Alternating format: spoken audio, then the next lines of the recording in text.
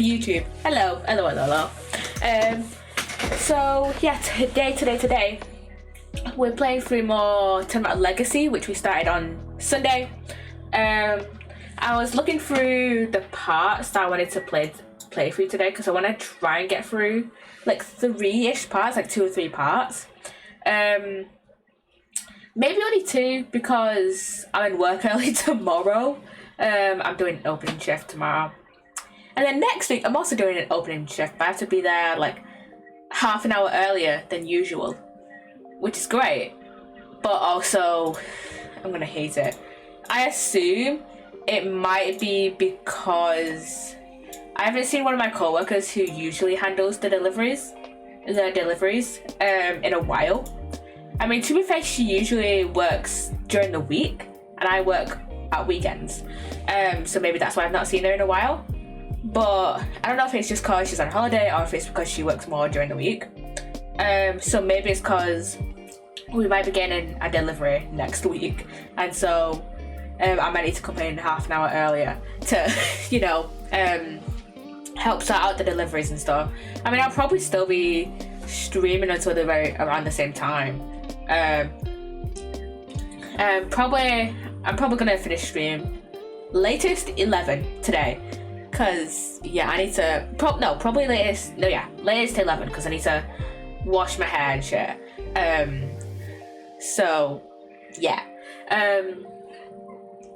What I'm gonna say, we're gonna try and get through 3 parts of this case today. The parts I want to get through look relatively short, so we might be able to easily get this done in in like 2-3 hours. So and then I'll try and finish this case off on Sunday. So oh fuck's sake, there we go. This is I need a new webcam. I need a new one. I've had this one for about a year, and to be fair, it was cheap. It was £15. So, and it was off of Amazon. So, I've not had too much of a great experience with like electrical stuff off of Amazon. Like, I got that webcam. I got this moon lamp, which no longer charges, and I don't know if it's just because the charger is fucked or just this is fucked. But and I don't know anything else that has the same charger as this, because this needs like a circular charger, this needs a circular charger, and I have my phone which needs a lightning cable, and then I have my iPad which needs USB-C, and then what else needs charging? My headphones, which needs, I don't know what they're called, but it's like a rhombus, kind of like a rhombus shape, not rhombus, quadrilateral, I don't know, it's like a rectangle, but the sides are like slanted, but it's not rhombus, they're slanted in like opposite directions. Quadrilateral, I think it's quadrilateral, but like a quadrilateral charger port. So I don't know if you can. Will you be able to see the charger port on here? No, you cannot. You kind of can, but not really. Can you? Yeah, you can. There you go. That's the shape of the charger port for my headphones, for reference. Also, my headphones kind of broke. No, it's badly. Like, I can still hear out of both sides of these headphones. It's just that this. Can you see that? I don't know if you can see that. Can you see it here? That bit like snapped, basically. So I had to put luckily me and my mum and my sister went to B&M like a month or 2 ago. Oh my god, that's so, I hate this webcam so much. But we went to B&M a month or 2 ago, and I bought this like tub of stuff, and originally it was cheap. It was like £1. B&M is like kind of cheap with some of the reduced stuff. I'm just gonna grab it. Actually. What? Parallelogram. Yes, that is the one I was looking for. That's the one I was looking for. Thank you, Ollie. But yeah, I bought. This is bad when I want to show you guys stuff. But yeah, I bought this from B&M, and I originally wanted it for the pins for my corkboard. Because basically the corkboard I bought already came with some pins, but there wasn't really enough for what I wanted to put on, so I just bought this mainly for the pins and kind of for the paper clips as well, but mainly for the pins because I couldn't find anything else at B&M that was just the pins. So yeah, I bought this. And the rubber bands actually came in helpful for once. I don't know if I'm ever gonna use these. And if you don't know, these, we used to use these quite often in school actually. But yeah, you just bend, yeah, you actually can't see. You bend like these little metal clips over like that onto that side. And oh shit. This is not looking great for my webcam. But yeah, you got these things, these metal bits, and then it's just a clip, basically. So yeah, anyways, I put that in the wrong thing. I want to get into some more about legacy today, because again, I not end stream early because usually I go for like 2.5 hours. But like I'll be like thinking, what's the word? Not streaming as long as I want to. That's the way I wanted to phrase it. I'm not streaming as long as I want to today. And actually, did I close down EA? Yeah, I did. Because I was playing Sims before stream and I wanted to see if I actually close down the EA app. So yeah, let's get into some talk about legacy. Okay, we're in the autumn wing, which and there was some this looks very similar to the winter wing from what I remember, but basically, so for a little bit of context, in each I keep forgetting what the evidence is, but in each wing there's 4 zodiacs. So in the winter wing, well, there's 4 zodiacs in the autumn one, and then there's 3 in summer, 3 in spring, and then 2 in winter. The 2 that are in winter are Taurus and Gemini, and basically, and this is Capricorn, not Capricorn. Is it Capricorn? That one? I think it's Capricorn that I'm thinking of. Yeah, I think that one's Capricorn, and then that one's Pisces, and then that's Aquarius and whatever the fuck that one is. Basically, there was this sheet that was covering like the bottom half of each statue. So it made these 2 look like Taurus and not profiles. Look like Taurus and what's the other one? Taurus and Gemini. They made it look like the Taurus and Gemini statues when it really wasn't. It really wasn't. They should have taken that time. I thought this was supposed to be a 10-minute recess. Oh yeah, because we're supposed to be waiting on Verity and Eustace. Ha! Sorry to keep you losers waiting, and here he is. But wait no longer, I won the race to find a delicious scone, and here she is. It wasn't a race though. Hello dears, this lovely young man said you wanted to speak to me. Delicia Stone, purveyor of the most wondrous wares a pharmacist can offer, at your service.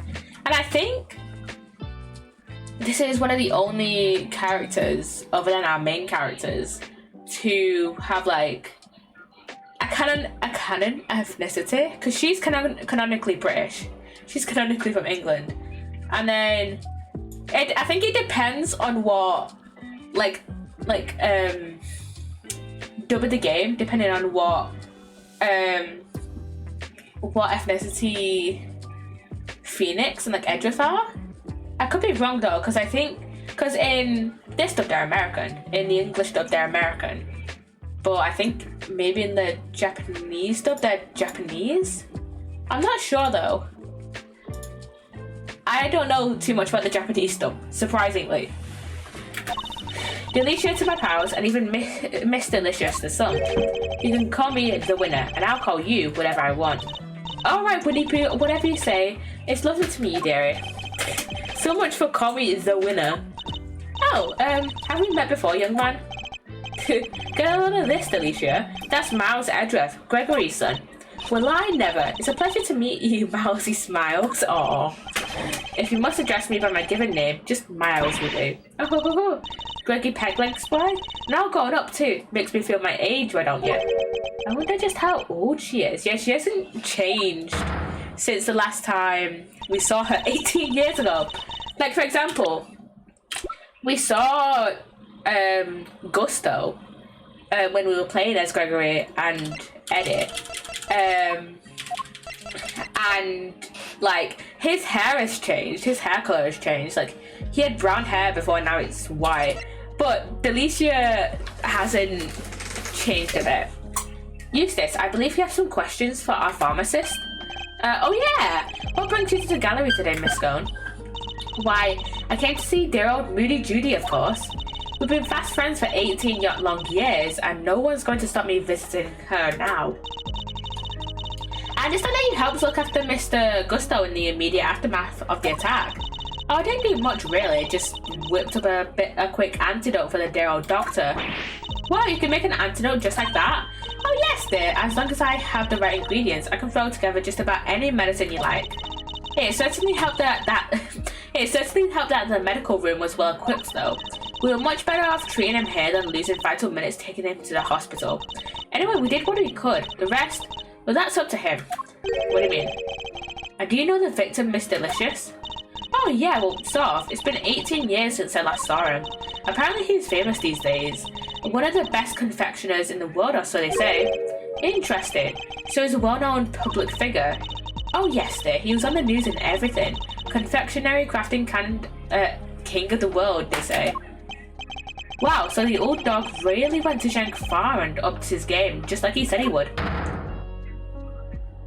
Oh yeah, they said that. I've completely forgotten like half the stuff that happened on Sunday. No figure, because it's been like just under a week, like 5 days. Perhaps if we could proceed to the matter at hand, Miss Stone. Are you familiar with a substance known as Psssttt Ultra? Of course, dear. You use it to get rid of you know what. Oh, it's awfully strong though. That's why they don't sell it in the shops. May I ask what you mean by you know what? The little bladders that frighten the life out of you, life out of poor innocent ladies like yours truly, that's what. Ghastly little creatures, running around people's nice clean kitchens and terrorizing them. Oh, I get it. Those. Thank you, Miss Scone. One more question if you don't mind. Are you aware of what happens when the chemicals asphyxiant and ubiquium are combined? Oh, yeah? It's right there in the Psssttt Ultra instructions. Do not mix with products containing ubiquium, ever. Because if you do, they react with each other and make a horrible poisonous gas. What was it again? Effects of inhalation include respiratory complications and, well, death. And poor old Gusty nearly didn't make it. To make that much gas, you need probably 500 milliliters of each chemical, I'd say.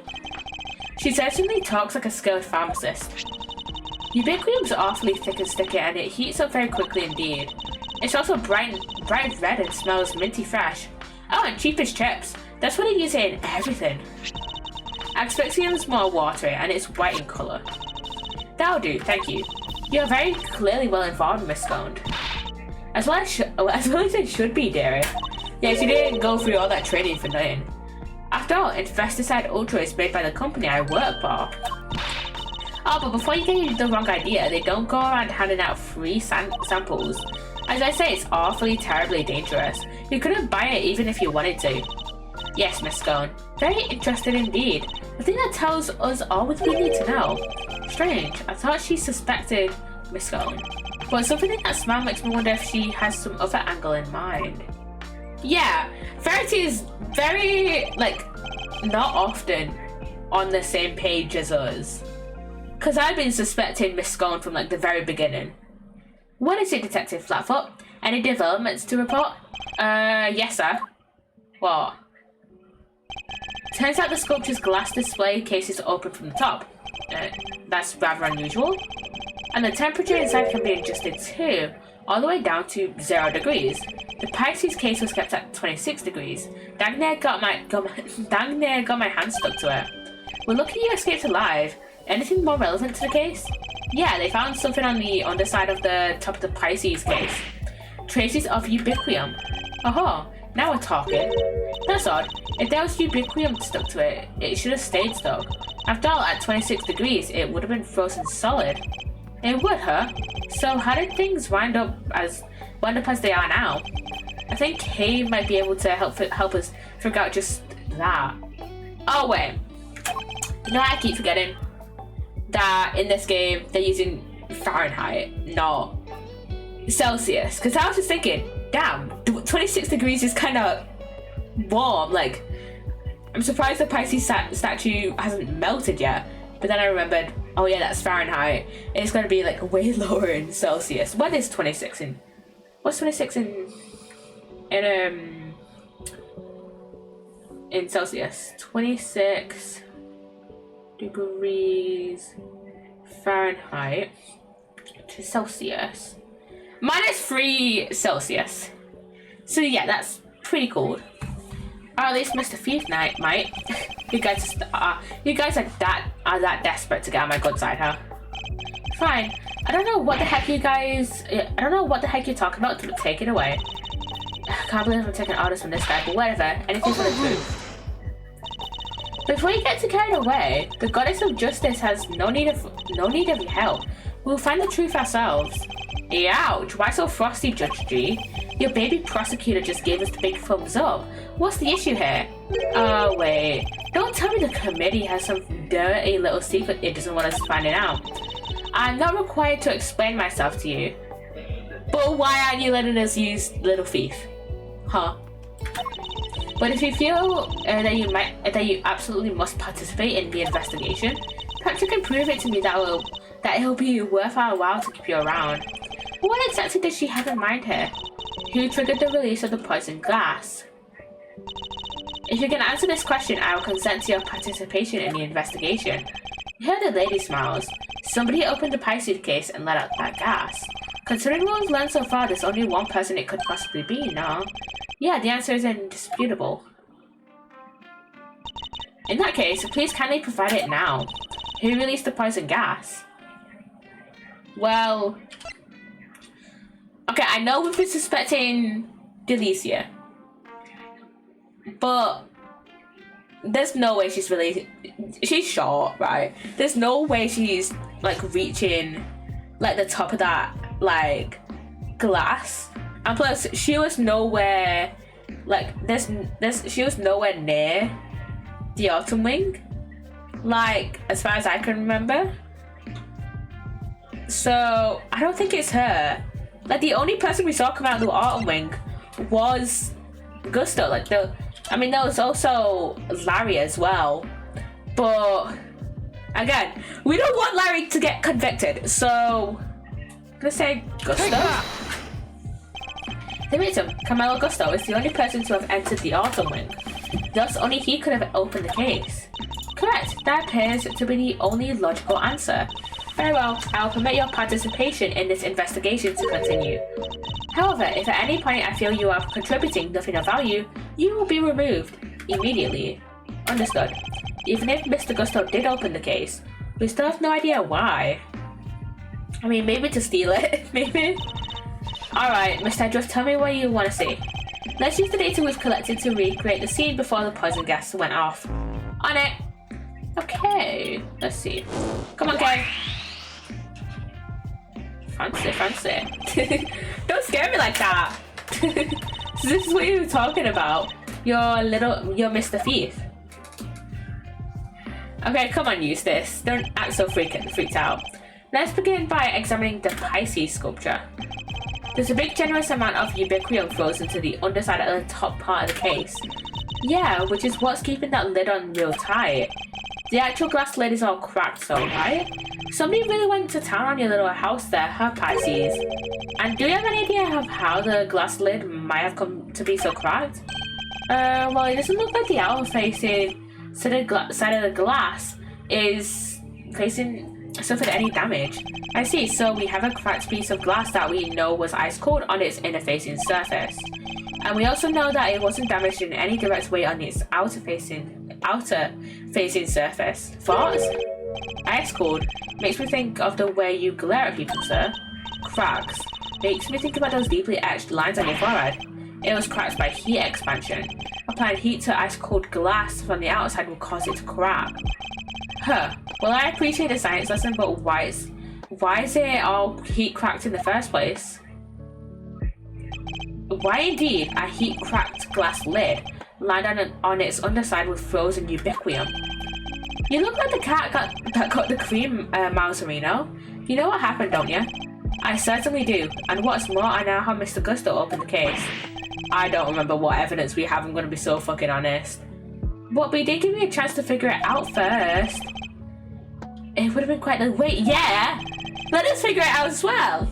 Well, don't keep it to yourself, Edgeworth, I want answers!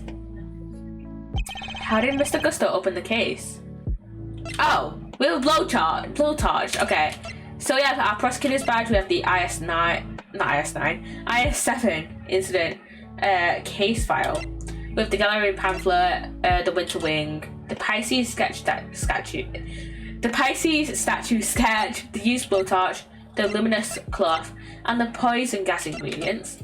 So use blowtorch. That's the only way it makes sense. The blowtorch showed signs of having been used recently when it was found here in the autumn wing. I think it's likely that it was used on the glass lid, causing it to crack. A blowtorch? Who uses a blowtorch to open a glass case? Oh, I get it. Mr. Gusto was trying to melt the frozen ubiquium so he could open the lid. Indeed. You beat me to the answer by a second, but we'll see who wins in the end. Dude, just chill the fuck out for like 5 seconds, please. Don't try and tell us you nearly had it. You didn't have a clue. Yeah, exactly. No, it was Edgeworth making things hard to understand. Yeah, sure.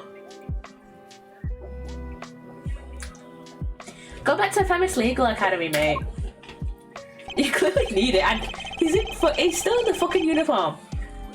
Okay, would you mind updating the recreation so that Mr. Winner can follow along too? Sure, just for him. Alright, here goes. Okay,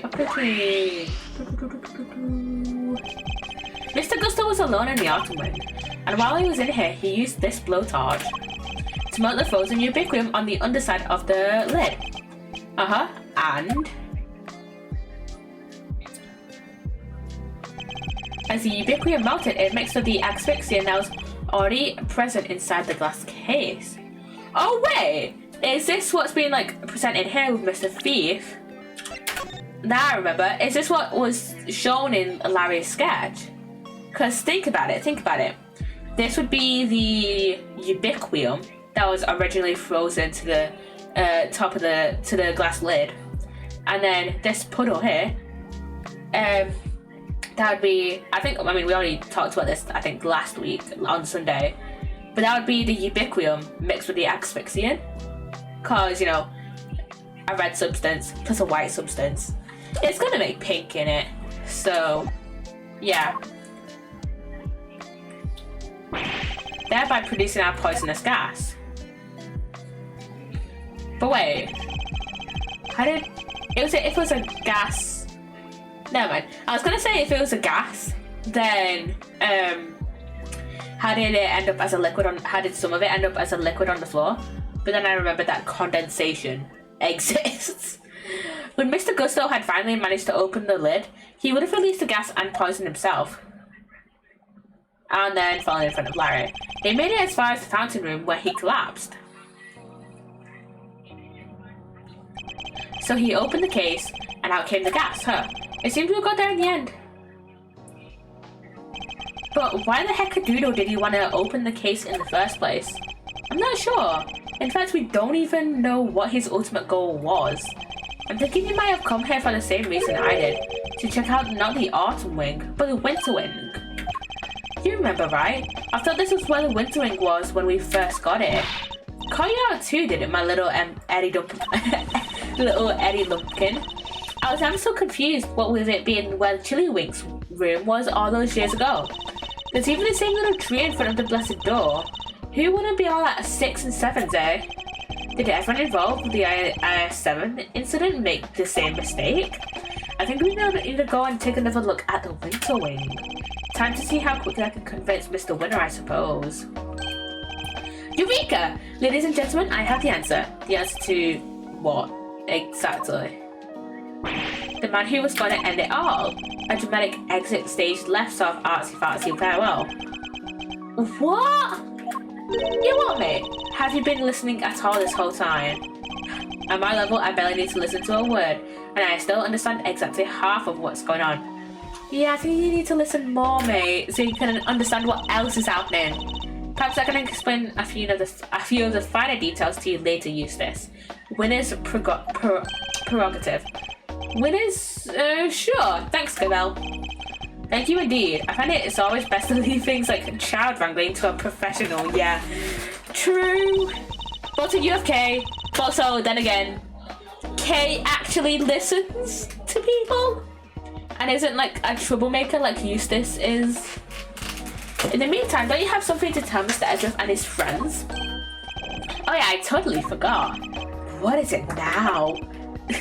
I took the liberty of investigating our friendly pink pharmacist here. Or rather, I had one of my underlings do it for me. What underlings? You're like 17, mate. Here's me beefing with a 17-year-old again. That's nothing to brag about, you know. Shut up. Can't you see I'm talking? Why call him a prosecutor if you're gonna almost cry every 2 seconds after being corrected on something?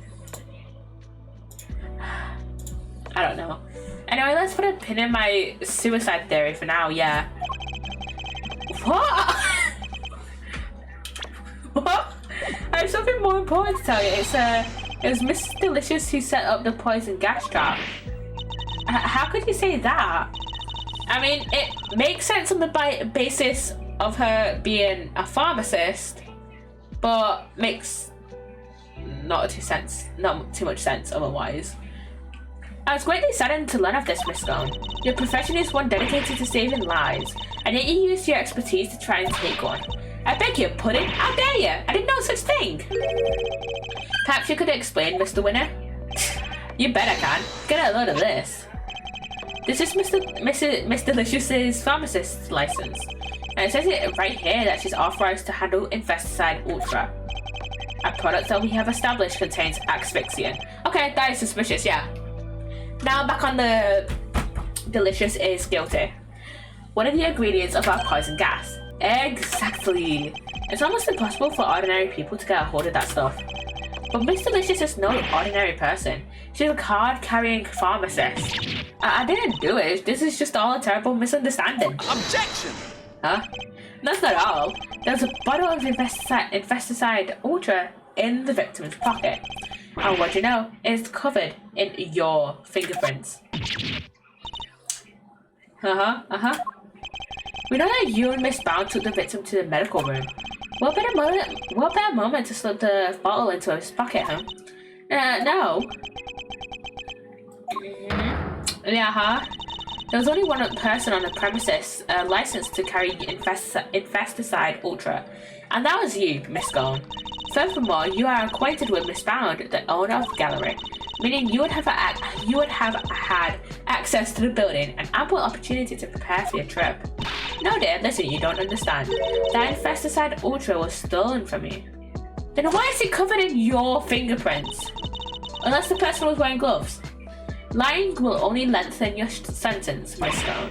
I'm not lying. Oh, it's in my bag somewhere, I'm sure of it. What is she looking for? That's not it. And that's not it. Huh? That cloth looks familiar. The cloth around the statues is the same as that. Oh, here we go. I knew it was in here somewhere. Look. And what is this? there's something written on it, I think. April 1st, complaint filed. Offense, theft. Item stolen. Infesticide Ultra, 1 bottle. It's a crime report related to a theft. A what? See, silly billies, I told you somebody pinched it off me. A week ago, no less. By which you mean to say that it was not in your possession at any point today? But she could have... But what if it was found? What if it was fucking found? Huh? In that week? And what if she just got another bottle from work? Like... That is not clearer of any fucking crimes whatsoever. Just because she lost the 1 bottle doesn't mean that same bottle that's in Gusto's pocket is the same bottle that she lost. That's exactly what I mean to say. I think the bottle you found might be the one I lost. I always have some in my medicine bag, just in case, you know. And I'm supposed to keep my bag locked up tight, but well, I forgot in my head if it wasn't screwed on. And now, thanks to silly old me, someone's gone and mixed up a cloud of poison gas with the stuff.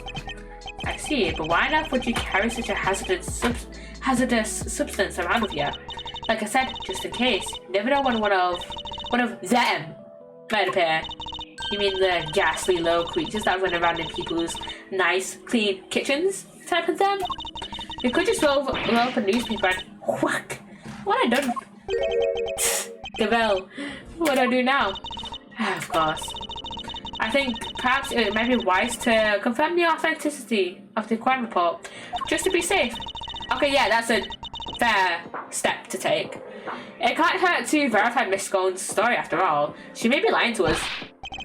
Good idea. Alright, I'm gonna go give the precinct a call. Don't go anywhere.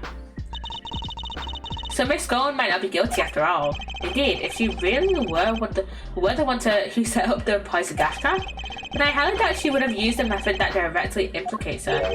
Yeah, true. So who do you think did it, Smiles? Someone with knowledge of the victim's likely behaviour, and the time and the means to prepare. Two factors which point to one very specific person. Oh yeah, and who that might that be? Don't leave us hanging, big guy. Who had the means to steal the Infesticide Ultra and dress one room up to look like the other? Judy. Because she literally owns the gallery. So it wouldn't be like suspicious for her to move the gallery, move like the rooms around. Wait, can we look at the evidence really quick? Let's look at here. Oh wait, no. I lost my train of thought, then I got it back again. So it was what's her name? Scone. It was Scone and Eddie who thought the autumn wing was the winter wing, despite the fact that the winter wing is up here. But the thing is, Judy could have just reprinted a bunch of these pamphlets after she swapped the rooms around.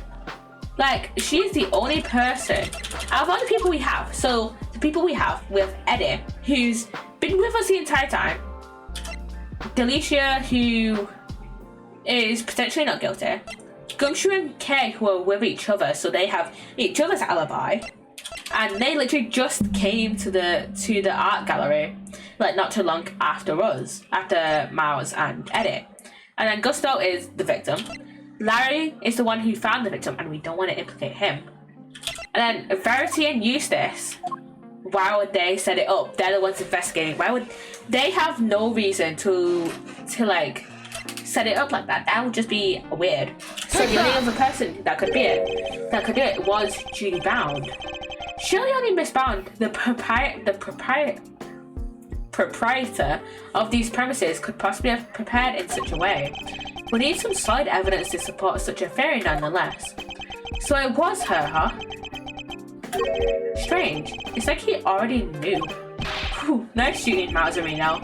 I might have to make that associate position a permanent deal. He's a prosecutor. That is not what I was hoping for. Yeah, like, Miles is not Gregory. He is a prosecutor, not a defense attorney. And like, sure, Eddie works at Edgeworth & Co. But that's only because he's trying to still like honor Gregory. Because if you guys don't know, if you weren't here for the last stream, Edgeworth and Co. was owned by Gregory Edgeworth, and Eddie worked at Edgeworth and Co. And no, Gregory died in the DL6 incident. He was murdered by Manfred von Karma. So yeah, Eddie is just trying to honor Gregory Edgeworth's name. And I don't think Eddie really expected to be working alongside a prosecutor, Miles Edgeworth being Gregory's son. I am back with results. The police have confirmed that the theft really was reported and logged, which means we may have been a little hasty with some of our conclusions. Dean, you mean that every single one of your conclusions proved to be hogwash? No, I mean, we're only just getting started. Oh, then what's our next move? First we need to go and talk to Miss Bound. And then I'll think about what to do after that. Eustace, Mr. Gusto's real destination appears to have been the Winter Wing. Perhaps it would be worth having someone investigate that room more thoroughly. Oh yeah, we should totally do that. Flatfoot, go investigate the Winter Wing. Yes, Gumshoe really doesn't like Eustace. Gavel, we're going to talk to Miss Bound. Very good, Eustace. We'll join you, if you don't mind. Okay. And we are back in the fountain room.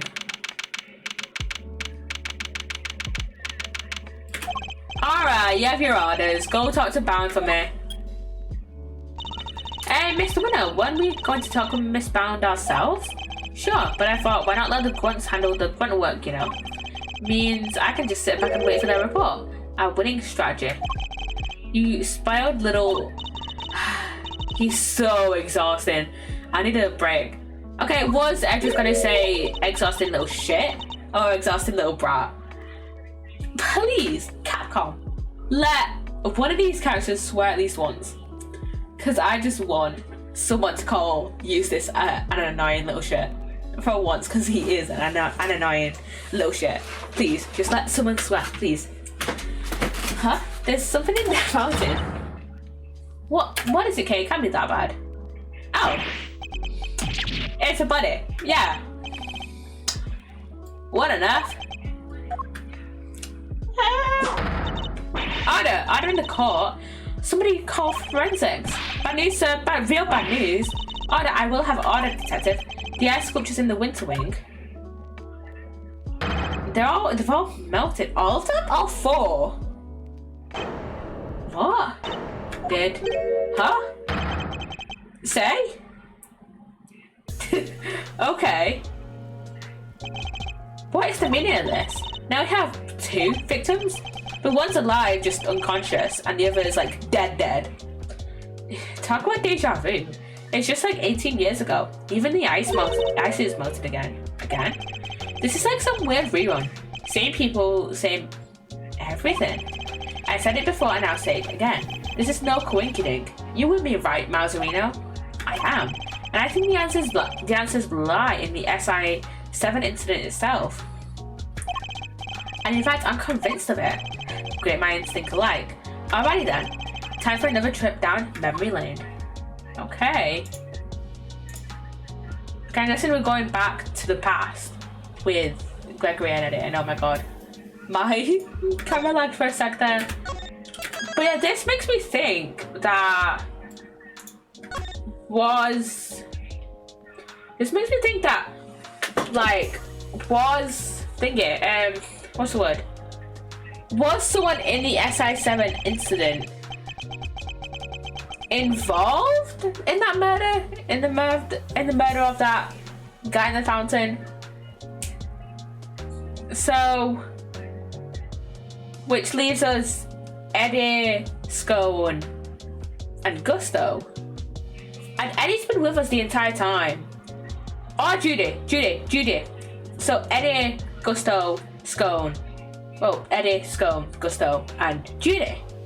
But the thing is, Eddie's been with us the entire time. And Scone has been with us for a significant amount of time to make you think, oh, it's not her that killed the guy. Like, she hasn't been with us the entire time we've been in the Autumn Wing, but like long enough to make you think, oh, she definitely didn't kill the guy because you wouldn't have had enough time, right? And then Gusto has been unconscious, but he may have awoken since we last checked up on him. So maybe kill the guy. But the most likely suspect right now is Judy in my mind, because she was also involved in the SI9 I keep calling it the SI9, the SI7 incident, and Eddie and Miles were saying, like, this seems too similar to SI7. Like, it's got a bunch of the same people. Like, it's even got the son of the defense attorney that was at, you know, the defense attorney that was investigating the SI7 incident. Whenever I say SI9, just know that I'm actually talking about SI7. Is there an SI7, SI9 even? Is there an actual SI9 incident, or am I just making it up? SI9 incident.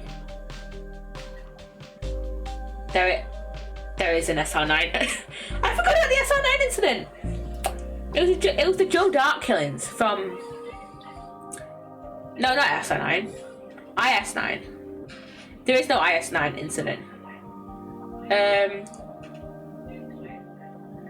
But then there was an SR9 incident, which is the Joe Dart killings. But no, there's no IS9. Very confusing. I mean, there were like 3 main. No. How many cases have had the code names? There's like 3 or 4. I think because there was DL6 in Phoenix, the first Phoenix Wright Ace Attorney. And there's SL9 in Rise from the Ashes from Phoenix Wright Ace Attorney. And then there's IS7 now. And I think the murder of Metis Sykes had this kind of code for it. I don't remember. Wait. Did that? I wouldn't even think. I don't know. I was gonna search it up, but then I was like, I don't know what to search up. So yeah. I still can't believe the SI7 incident was Gregory's last case. And then it's been 18 long years since. A murder at a confectionery contest, and one of the participants, no less, Artie Frost. They pulled his body out of a treasure chest that was a part of Samsung Tangaroa's chocolate tableau. He'd been hit over the head with a large rock salt lamp, and subsequently bled to death. We found the lamp hidden inside the Candy Castle Delicia Scone had made for the contest. Or, you know, made because it was mostly. Like, it wasn't authentic. Basically they were supposed to make as I remember, they were supposed to make all their projects out of, like, sweets, basically. So, for example, Tangaroa's was, like, entirely made of chocolate. And, I think Scones was supposed to be entirely made of cream. But she used, like, fake like actual decorations, like she used inedible. She used inedible decorations and just like covered them with cream. The lazy way, but like she wasn't supposed to do that. She was supposed to make it all out of cream. So yeah. But then before anyone had the chance to investigate Mr. Frost's own room, all of his icy creations had melted clean away. Oh yeah, I forgot about that. We found that with Gregory and Manfred. Okay, it feels so weird now seeing a younger Eddie.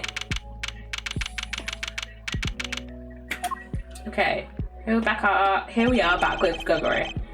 All of Mr. Frost's work destroyed. Mr. Von Karma wasn't very happy. He told us to get out, and in no uncertain terms. So what do we do now, Mr. E? I can't believe he just up and kicked us out. Von Karma's a total jerk.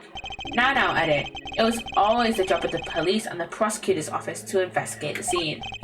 Yeah, but he didn't have to talk to us like that. Yeah, true. Who cares if the cops are attorneys? We should all be working together to find the truth. You can't assume that everybody's aims are the same as your own.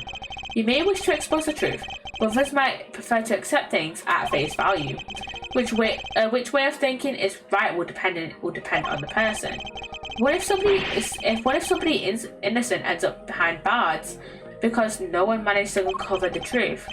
That could happen. We're all human, police and prosecutors included, which is why defense attorneys exist. Our job is to help people in such situations, to be friends to the friendless.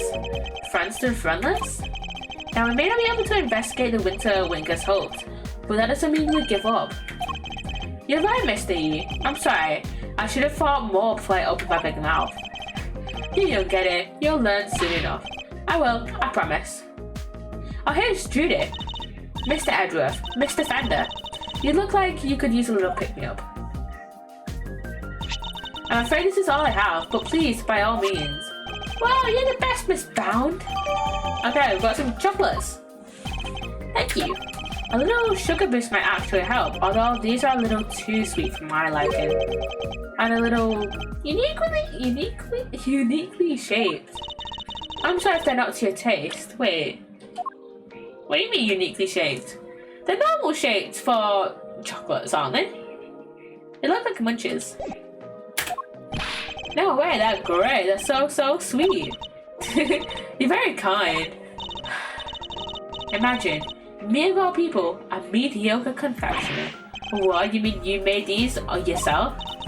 Yes, Samson loved chocolate, so I had to learn. So keeping him supplied with his favourite treats is just one of my many duties.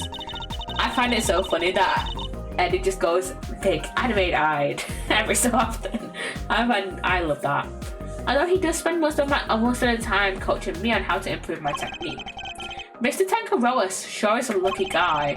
Getting to eat homemade sweets made by the one and only Judy Bound whenever he wants sounds amazing. I'm sorry, did you say something? Nope, nothing at all. Dear sweet Eddie, you really do still have a lot to learn. It seems you're quite committed to the work you do for Mr. Tangaroa, Miss Bound. Of course, what right would I have to stay here otherwise? What do you mean by that? I was abandoned as a baby, and Mr. Tangaroa took me in. I'm sorry? That's right. One snowy Christmas Eve many years ago, he found me on the steps of this very mansion. He saved my life and became the father I never had. I can never repay him, so my work for him is the least I can do. And I'll be here for him for as long as he needs me. That's the most beautiful thing I've ever heard. I thought they were married. I thought they were fucking married. But they're father and daughter. Are they not married? I must be getting old. I'm welling up a little myself. And to think today is Christmas Eve, and I can't even give him his present in person. I'd do anything to save him. Anything. So please, if there's something I can do to help, just say it. Wait, she's just his assistant. She's 16. I genuinely thought that these two were married. But no. Why did I think that? I don't think it's implied anyone that they're married. Oh my god. We're very grateful, Miss Bound. Perhaps you could help us by answering a question. Did you know the victim? Not very well, I'm afraid. Oh, but if you wanted to see some of his work, I have a picture of the sculptures he made for the final. Oh, those look like I forgot already which ones they are. We don't have this fucking thing anymore. I don't remember which ones they are. Pisces and everyone. Man, that's stunning. And I think they're masterpieces. Who would have thought you could make such intricate statues out of flavored ice? Samson adored them too. Oh hey, that's Taurus and Gemini, right? Oh, Taurus and Gemini, not Pisces and Taurus. I didn't know you were keen on constellations and the zodiac, Eddie. Oh, I love it. The stories those stars can tell. Take Gemini for example. See the lyre? That's what the harp is called. And the arrow on the hula. The lyre doesn't have any strings. Huh? Did Mr. Frost forget to add them, maybe? That doesn't sound like something he'd forget to do. Wait, really? But I thought you just said you didn't know him very well. Oh, well, he didn't seem like the type. It seems she's got something to hide too. You took this photograph yourself, Miss Bound? Yeah, I used this instant camera here. It develops a picture as soon as you take them. It's so useful. Oh, I'd love to see it in action. Then why don't I take your picture? Yeah, come on, Mr. E. Let's get a shot of both of us. Alright then. It would be a shame to waste a good hair day. Man, he loves his hair, doesn't he? Ready, say cheese. There, all done. And the picture's yours to keep, Mr. Fender. Oh my gosh, thank you so much. That's such a cool camera. Well, it's the only one we've got, so we use it for all our picture taking needs. It's very convenient, but the lack of negatives is something of a shame. So there aren't any negatives for us to reference her. I assume Mr. Tangaroa used the same camera during the contest? Yeah, you assume it correctly. He used it for some work-in-progress pictures of his escape, and later to take some photos of the other contestants' works. But didn't you take a picture of the body when you discovered it? And didn't you discover the body while the judging was still underway? Ah yeah, Samson wanted pictures of all the entrance completed rooms. But the film ran out just as he finished photographing Mr. Gusto's work. So he asked me to go put in a new cartridge. He seemed to think it should have been more shots left than there were. In other words, the film ran out sooner than expected. Yeah, the number of shots he took didn't line up with the number of shots remaining. But he thought maybe he just lost track somewhere along the way. But how did he really though? I went to our living area to change the film, and was passing through the fountain room on the way back when I heard the sound of something break and collapse in Samson's room. Oh, Samson? Are you in there? Oh yeah, that was when the body was found. Mr. Frost's body was just lying there. Wait a minute. That looks like the body that was found in the fountain though. In like 18 years later. That's insane. I decided 5 minutes. Unless the body was like cryogenically frozen. But then I doubt that bodies can stay frozen for that long, can they? Maybe they can actually. Maybe they can. For 18 years?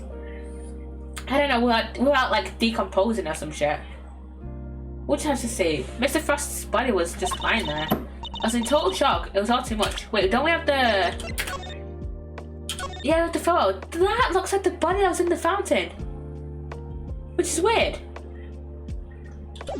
That is so weird.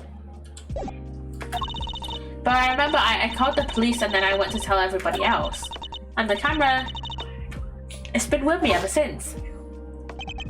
I see. I'd be grateful if you could lend us the camera and this picture Miss Bound. Of course, here you go. Thank you. Okay, we have the camera. And Mr. Frost's room. Okay, we have Bad and Delicia. Detective Bad, Miss Scone, are they done investigating? They're done with me, that's for certain. The big meanie told me to clear off, Von Karma. Honestly, that mannequins will be the end of me, the cheek of him. Guess he got tired of people cluttering up his crime scene. Did he run you off too, Detective Bad? Yeah, Von Karma seems to think I'm a nuisance. Can't do things his way with me around. But how did Mr. Von Karma go so far as to exclude his own lead detective? The dick. But this leads to the basically well-established fact that Von Karma tampered with evidence. And he probably tampered with crime scenes as well. Still, got a pretty good look at the scene. As for Gusto, he's enjoying a nice little chat right now in Frost's room. What about the fact that Miss Bound said she saw him going in there during the contest?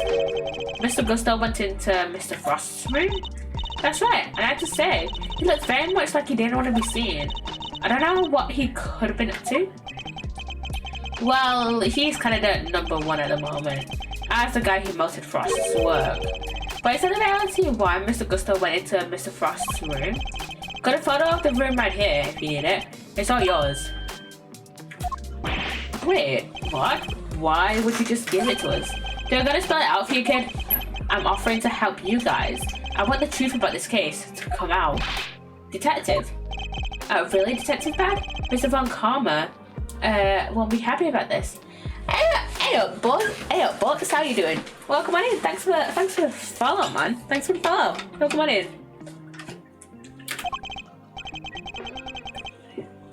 Yeah, well, I'm not Von Karma's stooge. Fair enough. Bad just doesn't take shit off anybody. And I mean, that's kind of what we learned in the first investigations game. But he just doesn't take shit, and yeah. What am I gonna say? Yeah, no wonder he doesn't, you know, what's the word? He doesn't. I'm not surprised. He doesn't put up with Von Karma's bullshit, basically. Pretty sleepy, but checking on you here before bed. Oh, thanks for popping in, man. I hope you get a good night's rest. Hope you get a nice what's words? I do this a lot. I stumble over my words a lot. But yeah, I hope you have a good rest, mate. If he's gonna stonewall my investigation, then I'm not gonna play it by the book either. That's fair enough. Can't let some pesky rules keep me from finding the truth. I mean, I'm not surprised, you know, seeing it so bad was part of the Yattaka Razzie. Now, can I, Mr. Edgeworth? Indeed. Thank you, Detective Bad. Wow. I can't believe you won him over, Mr. E. Well, I haven't the foggiest what you're all going on about, but here's the new friends, eh? It's definitely nice to have the good detective on our side, that's for sure. Alright, let's take a look at that photograph. Here. Just like me, if there's an award for story, my living room before these. Oh my god, that is so real. And I've only really noticed it so once I started playing Ace Attorney. Funnily enough, I stumble over my words a lot, and I'm playing a game that requires a lot of reading. Yeah, not a good combo. And the ad is starting soon, by the way. 3-minute ad in probably a few seconds. But yeah, that's how we prevent pre-rolls. And there we go. But yeah, I know a lot of people. What's the word? Yeah, I stumble over my words a lot. I stumble over my words a lot, and I'm playing a reading game, which is very ironic. So yeah, now probably I'm gonna moisturize my hands. Do this every single ad break. Talking to people equals stutter mode enabled. Yeah. Yeah, I mean, when I'm playing like a game that doesn't require a lot of like reading, like for example Minecraft or like Sims, then I'm usually fine. But then when it gets to Ace Attorney, I'm just stumbling over a lot. I mean, if anyone else in chat has like seen any other of my Ace Attorney streams, there's a lot out there. Must be at least 100 at this point. I'll have to check in a minute. Oh, I know, because I won't be able to properly chat because a bunch of my Ace Attorney playlists are also filled with clips and shit. Guards right now, but I'll stay through it. Don't worry. Okay. We've got a minute. Let's have ads. So I'll just wait for it. But yeah, I tend to store a lot. I tend to not store, but like, you know, stumble over my words a lot. But yeah, mainly when playing Ace Attorney games. Mainly when I'm playing like Minecraft or Simpsons stuff, I'll just like so blah blah blah blah blah blah. I do that a lot. But then when it's Ace Attorney, I also do that, but I also stumble over my words a lot more. So yeah, I'll wait for the ad to end. I need to stretch as well. Yeah, I'll wait for ads to end.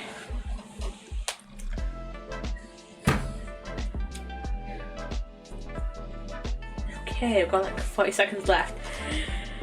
It feels weird having 3 minutes of ads now, because I know that there won't be any pre-rolls anymore, but also it's like a very awkward amount of time in it to just be like, oh yeah, blah blah blah blah blah blah blah, blah, just ramble about a completely different topic. I don't know.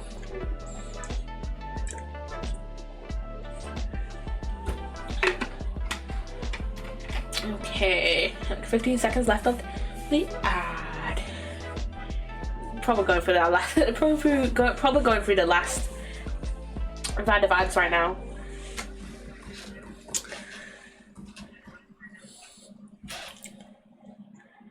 Okay, the ad should be over. Welcome back, guys. But yeah, so I stumble a lot over my ads like this stream. I refresh. Alright, I'll wait for I'll wait for people to refresh. I didn't know that the ads lagged out the stream, which is weird because I don't really see anything bad on my end. It might just be a Twitch thing. There we go. Okay. But yeah, it might just be a Twitch thing that lags it out, because whenever ads are usually finished, it's like I'll see a slight drop in bitrate, but it'll be not too badly noticeable. But it'll go from 4,200 to 4,100. It won't be that bad. So yeah. But onto what we were talking about. I think it's mainly during when I'm playing Ace Attorney and other games that require a lot of reading, because obviously I'll read the text out loud. But then when I'm playing Minecraft or something, then which is a game that doesn't require a lot of reading, I don't stumble over my words as much. So yeah, I mean, whenever I'm just normally talking, like I'm talking right now, I'll go I'll just go and a lot when I'm trying to think of what I'm gonna say. But yeah, when I'm playing through Ace Attorney and shit, it takes me a lot. I stumble over my words a lot more. So yeah, it depends if I'm playing a game that requires a lot of reading and stuff. Anyways, let's get a little bit back into the case. And yeah, this is what Frost's room looks like now. Yeah, there's nothing left of his flavoured ice sculptures but puddles. And for context, did we get a photo? This is what it looked like before. It's alright, you're doing a good job. Why thank you. But yeah, this is what Frost's room looked like before with his ice sculptures. And oh wait, we might as well look at everything. So he had 2 chisels, and big knife, a crowbar thing, and a small knife at the back there. And he has the same things there. But these power cables have been knocked over. The power cable has been knocked over. So I'm guessing from what I can remember from when we started this case on Sunday, that's what controls the temperature in the cases, and that's not there anymore. So I'm guessing that's what caused the sculptures to melt. That thing was unplugged, and the inside the cases went back to room temperature, so the sculptures melted. Yeah, there's nothing left of his flavoured ice sculptures but puddles. The floor appears to be completely covered in a pale blue liquid, which I'm guessing is from the sculptures. I should compare this with the photo I just borrowed from Miss Pound. I assume that the unplugged power cord has something to do with all this. Yeah, well, we just said. Yeah, once that was out of the socket, the display cases lost power and up the temperature went. It looks like they were all connected to the same power strip. Do you have any idea when it was unplugged? Nope, still working on that. Those sculptures were beautiful. What a waste. You can say that again. I should have taken a few more bites out of them while I had the chance. Excuse me? So they tasted good? Did they ever? Oh shit, yeah, I keep forgetting. I forgot that she mentioned on Sunday stream that basically she went out for a break and to have some lunch with Judy and Tangaroa.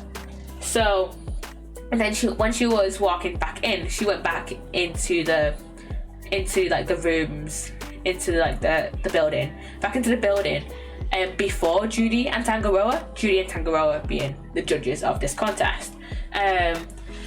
So Scone decided before Tangaroa and Judy came back in, and the other two contestants were already in their rooms as well. So Scone was thinking, oh, there's no witnesses. I'll go into Tangaroa's room and just eat a bit of his chocolate sculptures. And then she went into Frost's room and then ate a bit of his. Really? Man, I wish I could have had a bite. Well, scrumptious except for the salty bit, of course. That was unbearable. The salty bit? You don't expect that with flavoured ice. It's in the other photo you've got there. This bit, the harpy thing. The lyre? Gemini's lyre. Wait, that's why it had no strings. Because you ate them? I didn't eat that much, you cheeky little devil. I told you, it was all horrible and salty. Why would it have been salty though? It's interesting that only one particular part of this one particular sculpture tasted different from the rest. And could somebody other than Miss Scone really be responsible for eating the rest of the strings? I mean, the only relation I could see ice and salt is having is, you know when it's snowing, right? And like, when you're in primary school and it's been like snowing, that like the teachers or like whoever the fuck does it, will just put salt out on the ground. I mean, I assume it's not going to be the same salt, but like it's the same like concept. Where they'll put salt on the ground to like kind of get rid of the snow or like stop snow, then go. Why did he put the salt down?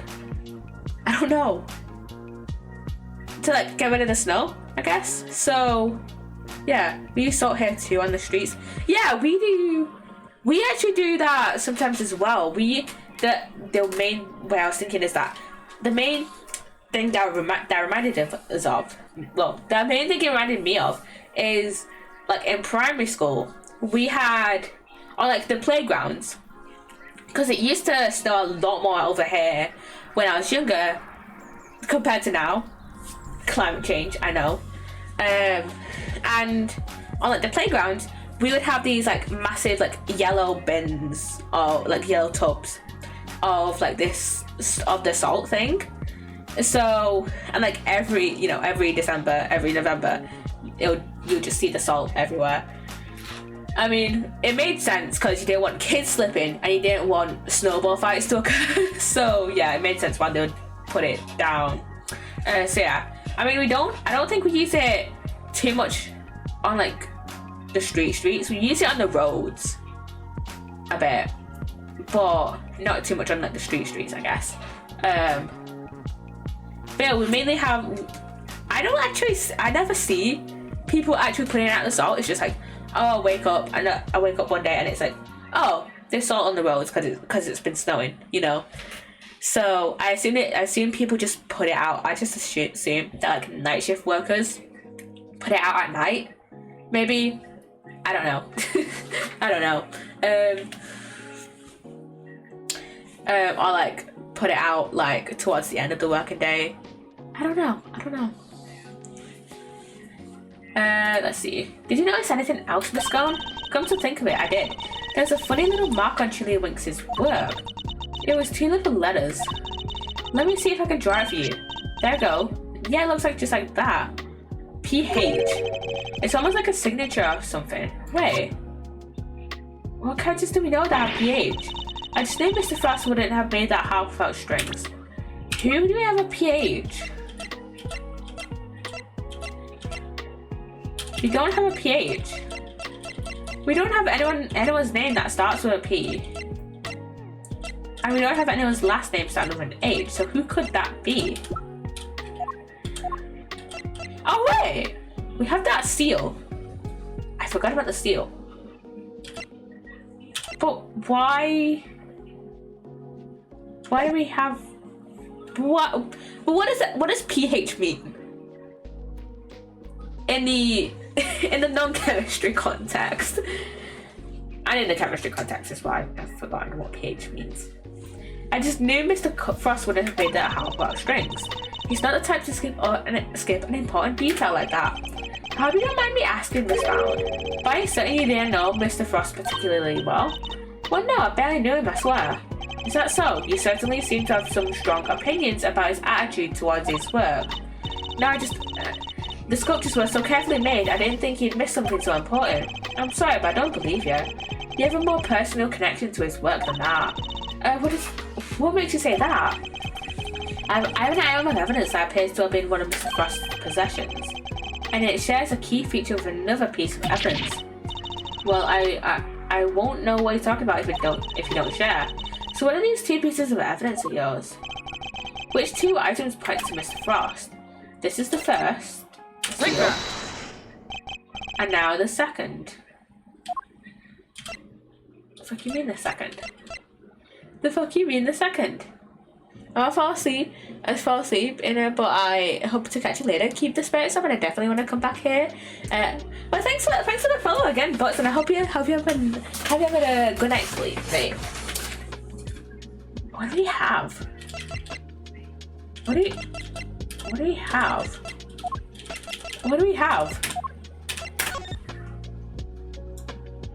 Oh. The teapot.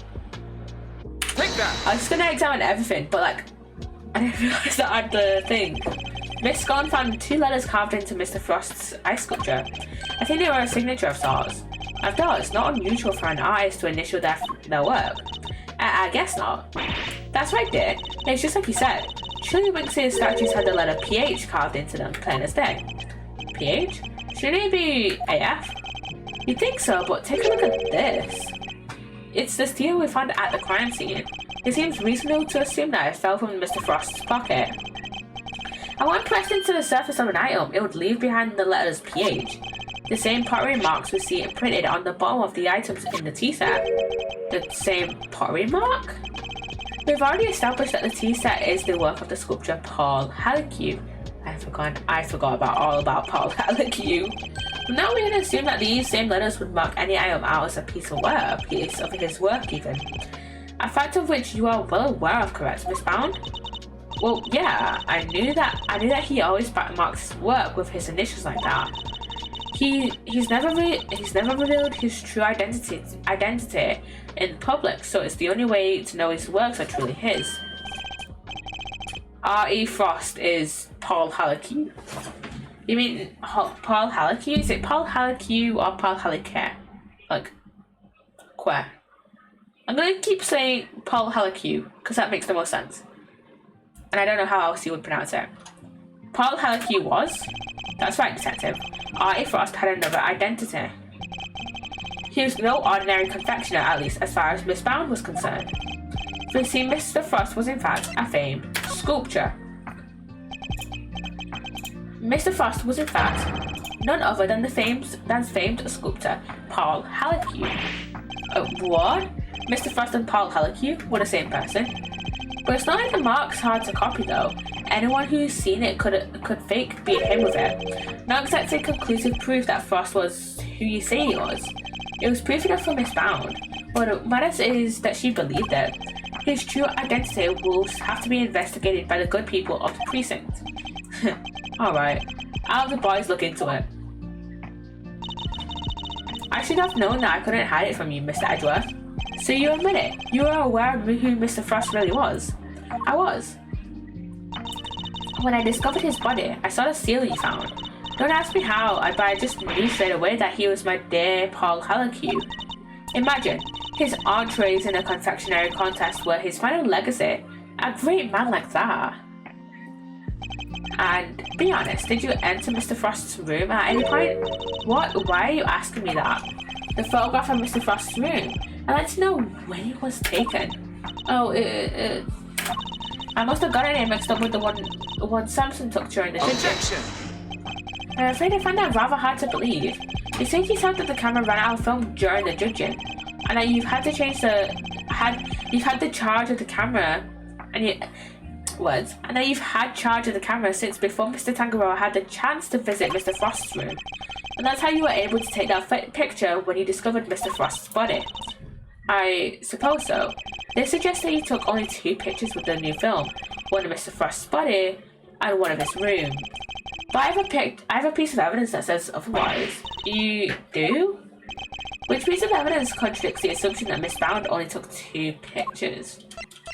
The only thing that I would say that would be the camera. There are only 3 pictures remaining. The camera. You gave the picture of the body to the police and the picture of Mr. Frost's room to me. Oh, and you gave us that picture you took of me and Mr. Edgeworth too. 3 photos in total, and yet the film cartridge in this camera only has 3 exposures remaining, out of a total of 20. You took more pictures, and I want to know what of. I need to see the photos you took. Perhaps then we'll finally learn what you were really up to. I'm so sorry. I confess, I've been lying to you. Huh? These are all shots of Frost's room. I'm so sorry. Looks like she took pictures of his work from every possible angle. And when they were taken, the ice still hadn't melted yet. Wait, don't tell me it was you. She unplugged it. It was. At least, I'm pretty sure it was. You are? Why? Well, you see, I'm a huge fan of Mr. Halleck's work, as you know. I was petrified that they might be ruined, what with the investigation that was going on and everything. So I thought I should at least capture the sculptures on film for posterity. And how did that make them melt? I think perhaps I was so intent on getting the perfect photographs that I might have tripped over the power cord without noticing.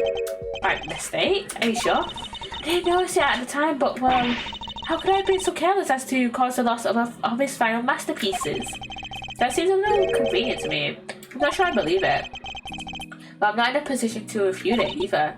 I'm so sorry. I didn't mean to cause any trouble. Please don't worry about it. The important thing is that you told us the truth. What he said. No hard feelings, Miss Bound. Thank you. Mr. Edgeworth, picture's yours. Hope it helps. Okay, we got the thing off. Bad. Okay, Manfred. Dramatic. Are your infernal nuisances still here? You don't know when to give up. Linger for as long as you like. The answer is still the same. You are not part of this investigation. Shut the fuck up, man. Whether we're part of it or not. We'll uncover the truth, nonetheless. It seems you don't know when to shut up either. But I commend you on your stubbornness. Fuck off, man, honestly. Mr. Von Karma, I'm afraid I'm the one responsible for Mr. Frost's work melted. What? What is the meaning of this? I'm so sorry, and to you, Mr. Gusto. No concern of mine. I didn't do anything. Mr. Von Karma agrees. Nothing at all, Mr. Gusto. You went into Mr. Frost's room, didn't you? Perhaps you could tell us why. Sure, I was. Silence. You are not to give the attorney even the tiniest shred of information. Shut the fuck up. This guy is such a nuisance. Oh my god. Duty bound, you're coming with me. I have reasons to believe that you are an accomplice of the accused Samson Tangaroa. Well, she's obviously not, because we see her 18 years later. No, I will be interrogating you personally, so you had better get your story in order. I understand. Wait, please, I'm not done questioning her myself. And you think I care because this guy is an asshole, and I hate him. Bad, Gusto, and you, Scone. I have questions for all of you, and I expect answers. Fine by me. Oh, you could at least ask nicely, mannequins.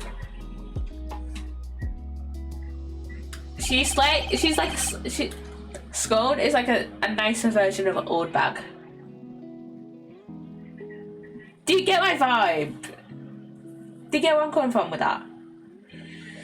He took literally everyone with him. Indeed. Well, I suppose that means there's little point in us hanging around either. Perhaps it's time we get going anyway. It is rather late. I hope the snow has let up. You're right, arm time. Guess my stomach's in agreement too. Alright, let's go grab a burger. Before my own stomach starts grumbling too. Sounds good to me. Let's eat up and rest up. We need to be fighting fit for tomorrow. We will indeed. And our first port of call will be with Mr. Tangaroa. Okay, those two are off. I need to put my phone on charge actually. It's on 50%. But like, I need it charged for work tomorrow. That's my charger. Okay, they're back at the detention center with Judy. Hey, it's Miss Town. Oh, Mr. Fender. Mr. Edgeworth. I'm so sorry about what happened yesterday. She looks rather tired. Yeah, I might have not slept all night. Has Mr. Von Karma finished interrogating you? Yeah, though he only really seemed interested in how I melted those sculptures. Are you here to see Mr. Tangaroa too? I assume she is, yeah. Yeah, I'm terribly worried about him. As anyone would be of their own dad.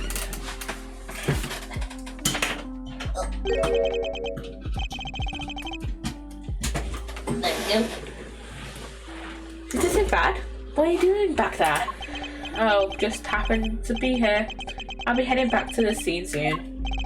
Not sure how anyone just happens to be at a detention center, but okay. Good morning. His hair is white. Mr. Tangaroa, what happened to you? Oh, no. Samson, what did they do to you? They didn't seem to want to let me sleep. I had no idea interrogations could be so involved. Sorry if I seem distracted. I think I'm a little tired. Did they torture the guy? Sleep deprivation is part of torture, right? They're not letting you sleep? That's not police work, that's torture. Yeah, what I said! What's going on here, Detective Bad? I'm not the one doing the interviewing. It's the guy who put the case before me. I like Von Karma's methods about as much as you do, which is why I'm doing what I can to help. It was Detective Bad who got me out of there. I'd still be in that interrogation room right now if it weren't for him. Huh. Is this why Detective Bad became part of the Yatakarazu? Because I would do the same. If the prosecutor in charge had the old lead detective torturing the suspect. Like, dude, Detective Bad really is trying to look out for Mr. Tangaroa in his own way, it seems. Alright, Eddie, let's share yesterday's findings with Mr. Tangaroa. You got it, Mr. E. My notepad is at the ready. Mr. Tangaroa, we found out quite a bit if you'd like to hear it. Of course, I thank you. Are you alright, Mr. Tangaroa? You seem kinda spaced out. He hasn't slept all night. And forever how long? I'm fine, I think my blood sugar might be running a little low. Samson, do you have anything that might give him an energy boost? We have the chocolates. Let's give him the chocolates. Here you go. Huh? Is that chocolate? For me? Oh, those chocolates are... I wish I could just give them to you, Mr. Tangaroa, but the rules say don't exactly allow me to do so. And that's a shame, but rules are rules, I suppose. There must be some way we can hand them to him. I hope Detective Bad is knowing the meaningful looks in his direction. Let me take a look at them. If they seem legit, I might consider passing them on to the suspect. Thank you, Detective Bad. I fucking love this guy. My hero. I'm touched. Thank you, Detective. Yeah, whatever. Just sit tight. This guy's great. There. You don't know how much this means to me. Yeah, keep it down, will ya? For both our sakes. Of course, Detective. I don't wish to put your livelihood at risk. Now to sample these streets. Detective, I apologize for putting you in a tight spot. I didn't do it for you. It was my call. Guess you're not so much a bad guy after all. Oh, the sweetness. I feel like a man reborn. Were they your handiwork, Judy? Yeah, how were they? Is he gonna bust out into song? He's busting out into song. I'm not gonna sing this. Feel and melt, soft and smooth, chocolate that'll comfort and soothe. Hair to wear, head to toe, smile and savour the taste as it flows. Delicious. They're not exactly beautiful, but they're so sweet and oh so flavourful. Thank you, Judy. I'm so glad you like them. And I'm glad you're back to your old self. My apologies, friends. The 3D soup here is just so flavourless. Between that and the lack of sleep, I was about ready to collapse from sheer despair. Oh, is the food here really all that bad? Just the usual. French fries, ham sandwich, stuff like that. Yeah, and yeah, I couldn't taste a thing. Anyway, I'm heading back to the scene. Before you go, Detective, do you have any new information to share? Oh yeah, you're right about the victim's identity. Frost worked as a sculptor in France, but he was known as Paul Halleck. Interesting. Marty Frost was Paul Halleck? Never would have imagined. Poor Mr. Halleck. So the famous French sculptor wasn't a Frenchman after all, huh? This would all certainly explain why Mr. Halleck was such a recluse and refused to show his face in public. He was busy working on his greatest masterpiece, apparently. Bunch of Zodiac statues. Guess he'll never finish them now. He never finished his greatest masterpiece? Nah, seems like he was making statues for each season. But he never got around to the winter constellations. The winter constellations? You mean Taurus and Gemini? So the two he made out of ice would have completed the set. Yeah, now they're nothing but puddles. What a bummer. I'm so sorry. Oh no, Miss Bond, I wasn't blaming you. One last thing. Seems he had himself a bit of a spending habit when it came to his work. Every statue cost him millions to make.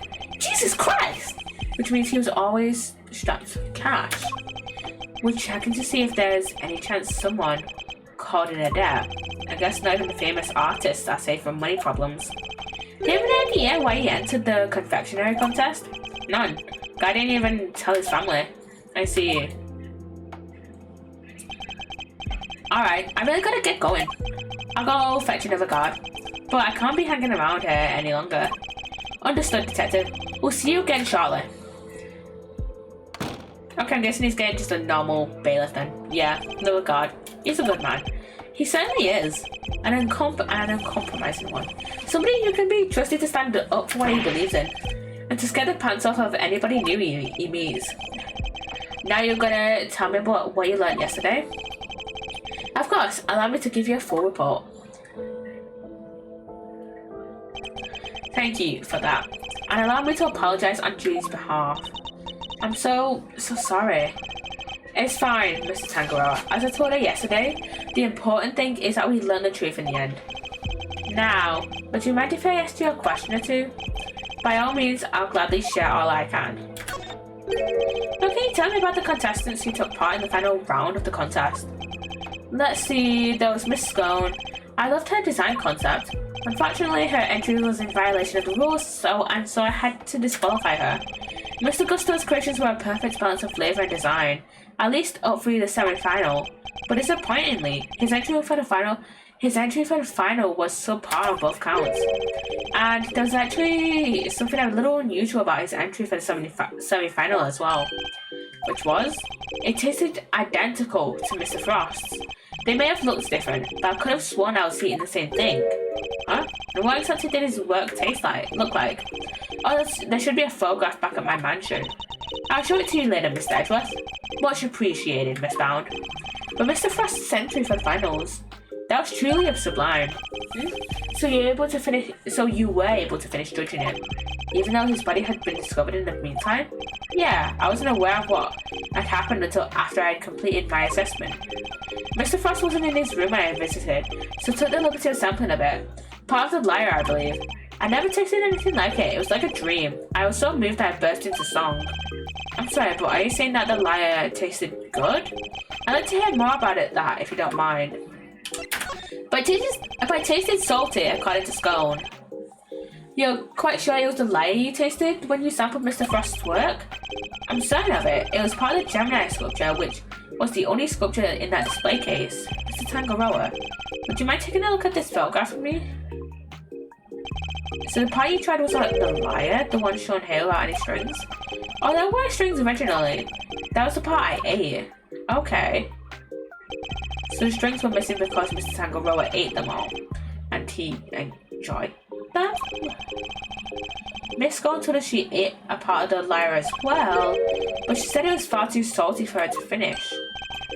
Then it's true. The truth is, I've suspected for a while that there might be something wrong with my sense of taste. Something wrong? How so exactly? There's a taste disorder categorized by an inability to detect salty flavors, and I suspect I've been suffering from it. I eat so many sweet foods on a daily basis that it took a while for me to even notice, but there's no denying it now. That'd explain why the food he ate here seems so bland to him. There's not enough salt. What but your taste buds are your livelihood? Even if there was some long-term treatment option, I highly doubt a total cure for your condition exists. Nevertheless, you should put in a request to the police for a proper evaluation. Oh, that won't be necessary. I have a recipe for a cure back at my mansion. You do? I do. You can take a look at it for yourself if you like. Samson, we can't show that recipe to just anybody. Judy, Mr. Edgeworth is hardly just anybody. He's my attorney, and I have no secrets on him. Yeah, you're right, of course. If that is what you wish. What if this is a secret recipe for a miracle cure that they've been hiding? Well, I suppose I should be getting back. Alright, we'll be right behind you.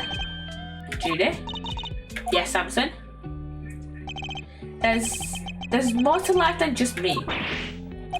Please, Judy. Think about the life you want to live. Please, I won't always be around. Don't say that. Without you, I don't have a life to live.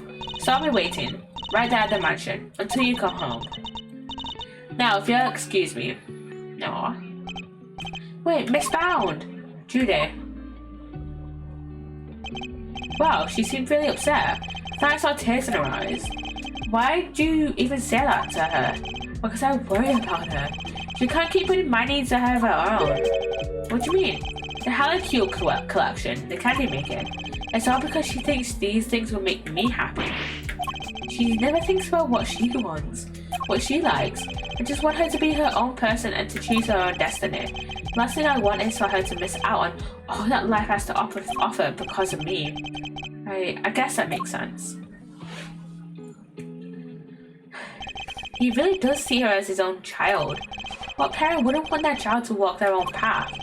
And what parent would want to do everything they could to protect them? I know exactly how he feels in this moment. Aww. I think I've asked of you everything I can for now, Mr. Tangaroa. You should be getting back to the scene of the crime. Oh, you're leaving? I see. I suppose I'll be going back to the interrogation room for another session. Oh god. Oh yeah, we'll have to do something about that. You'll speak to the police for me? That too, but I'll be putting something else in place as well. An ace up our sleeve for when the time comes. I look forward to learning more. I'm counting on you, Mr. Edgeworth. We'll be back to brief you, Mr. Tangaroa, every day. And Judy too. Thank you, Eddie. I look forward to it. Mr. Tangaroa, your interrogator will do everything in his power to extract a confession from you. I hate to see an innocent man suffer like this. But please, you have to do everything you can to hold out. If you can't, Mr. Von Karma will use that confession against you for as long as this case lasts. And it will make it much harder for me to save you. I understand, and I'll try. I won't give up until you're out of there, Mr. Tangaroa. You have my word on that. Okay, off we go. Off we go. Okay, there's bad again. And oh my god, it's Christmas. I just realised it's Christmas.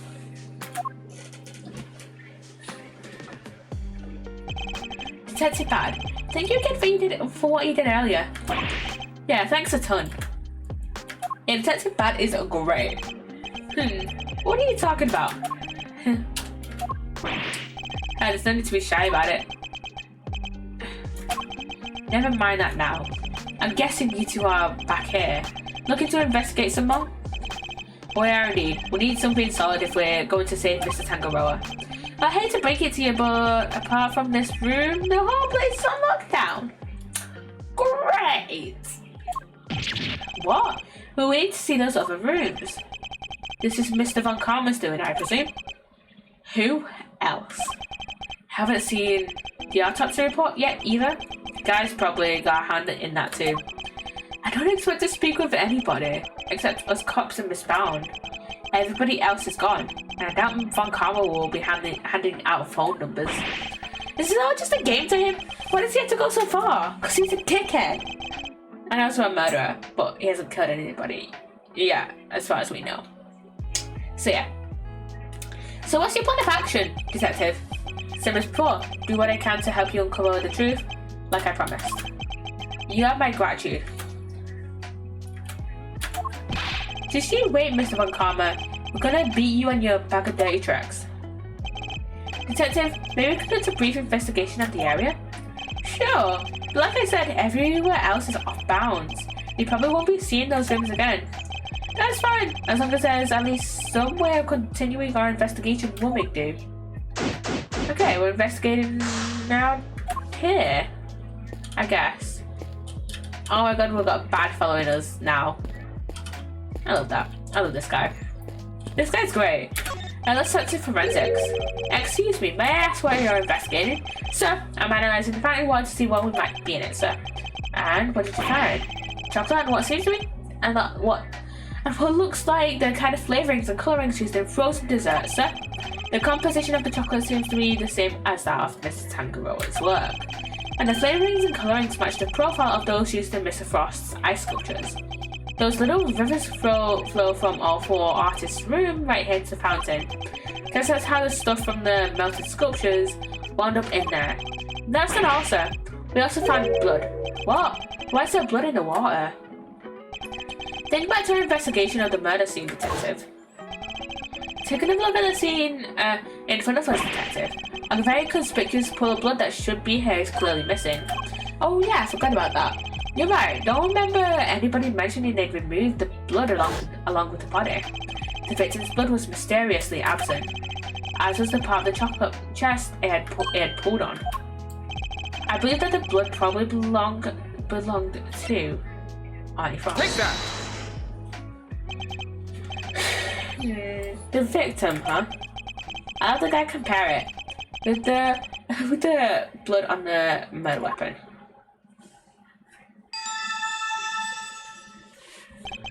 It is a match. The blood in the fountain is Frost's. Nice. Why would someone want to send the victim's blood downstream and into the fountain like this? Probably to hide evidence? That's the most logical option. But then it wouldn't be. But why into the fountain? Yeah, I don't know. I don't know. And there's Judy. Miss Bond, we're here to continue our investigation.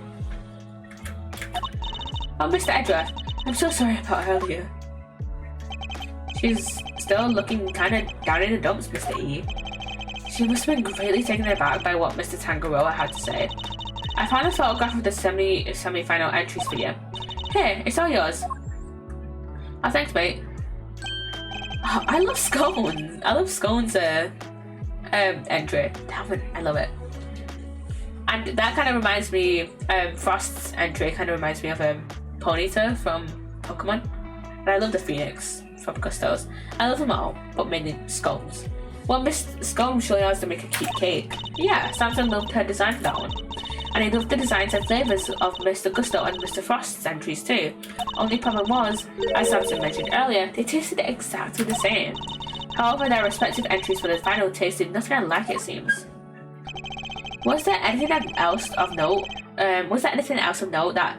That changed between the semi-final and the final? Nothing major, but I guess there was one thing. Mr. Gusto's son was always here with him throughout the contest. but he was nowhere to be seen during the final. Why did his son come and hang out at a contest venue of all places? You sure you're happy for us to keep hold of this? Of course. I hope it helps with your investigation. Actually, sure is helpful, isn't it? Oh, and I also have the book containing the recipe for the cure Samson mentioned. We've seen this book before. Oh, there it is. It was in the chocolate frame, in Tangaroa's room. That's right, he put it on display there so that everybody could see the grand prize. Well, what? The cure is in the ultimate cookbook? So it's not a book of dessert recipes, I take it? Oh no, we told the contestants, of course. But I guess nobody told you yet. So the contestants all knew what the ultimate cookbook was this whole time. Containing formulas for creating a cure for taste disorders and other chemical and pharmaceutical items.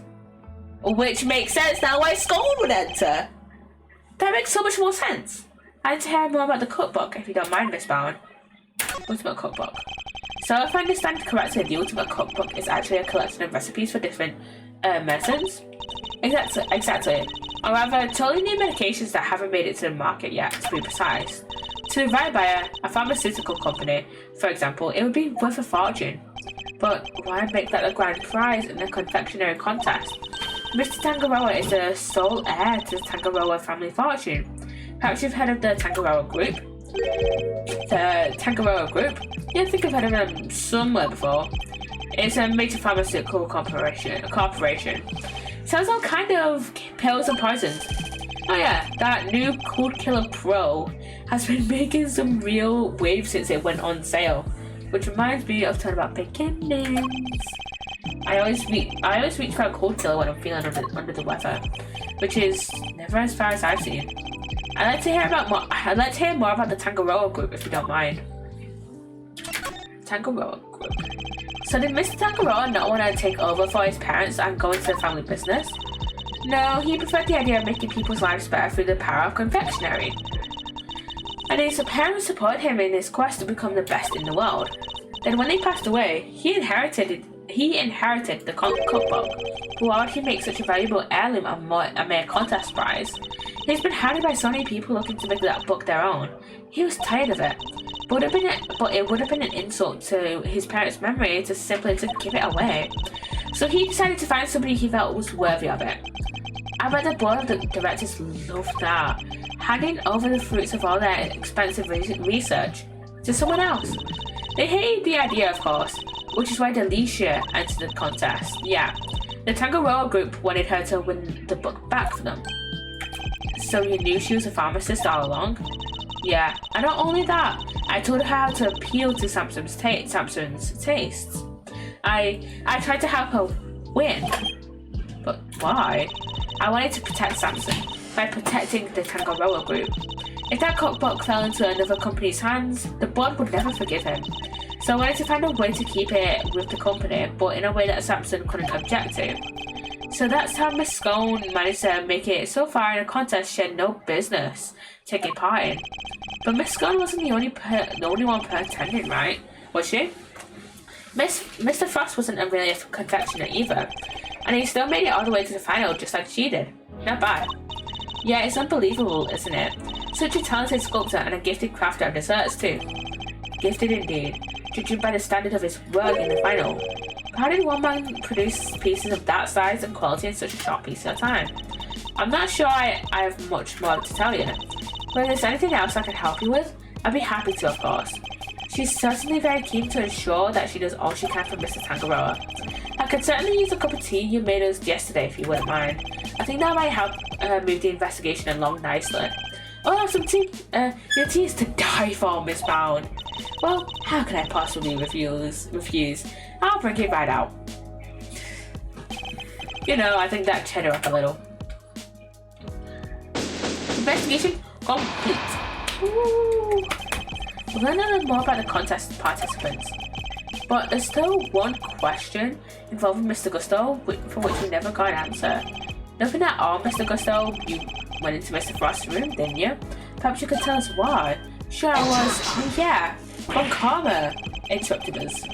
Sounds you are not to give the attorney even the tiniest shred of information. What was he doing in Mr. Frost's room?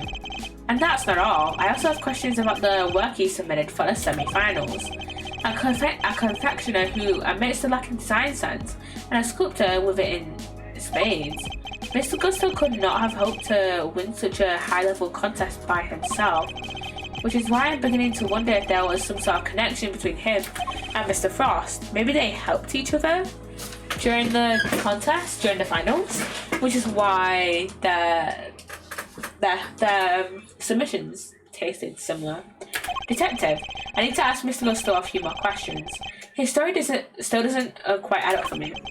Me neither. We need to figure out how to get in touch with him. Oh, do you now? Oh, fuck's sake, man! It's Manfred von Karma.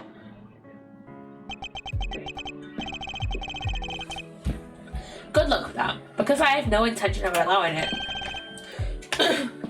Mr. von Karma, I'm already in the midst of my own investigation into Gusto, so there's no need for the likes of you to pester him with the same questions again.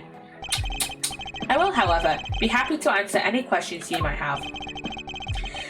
He seems dead set on preventing me from talking to Mr. Gusto, in which case, fine. Then allow me to take you up on your offer. Very well. What is it? I'd like you to tell me about the connection between Mr. Gusto and Mr. Frost. Okay, I've got some testimony. The connection between Gusto and Frost? It was simply a matter of coincidence. They both happened to be taking part in the same contest. Just two statements. That's all. That's all I have to say to you. Oh, but that doesn't help us at all. We'll have to confront him with evidence if we want to draw the truth out of him. And it's imperative that we do. He's clearly hiding something. Okay. It's clearly the second statement though that has some importance. So let's look through our evidence. Oh, I'm guessing it has to do with the semi-final entries. Different creations taste the same for the semi-final, not the final, as I was thinking. I wonder if you could look at the two confections in the foreground for me, Mr. Von Karma. They were made for the contest's semi-finals. Both were quite exquisitely crafted, wouldn't you agree? Get to the point? As the nameplate suggests, those were Mr. Gusto and Mr. Frost's entries. Mr. Gusto told us that the confectionery design was far from his strong suit, and yet his work in the picture is just as good as Mr. Frost's. Exactly as good, in fact. We learned from another witness that their two entries also tasted exactly the same. What are you suggesting? I'm suggesting that they were helping out one another. Wait. I'm suggesting that they were helping one another out. Let's take a closer look, shall we? Well, at first glance, the two may appear to be superficially different. It soon becomes apparent that there are significant similarities in how they are put together.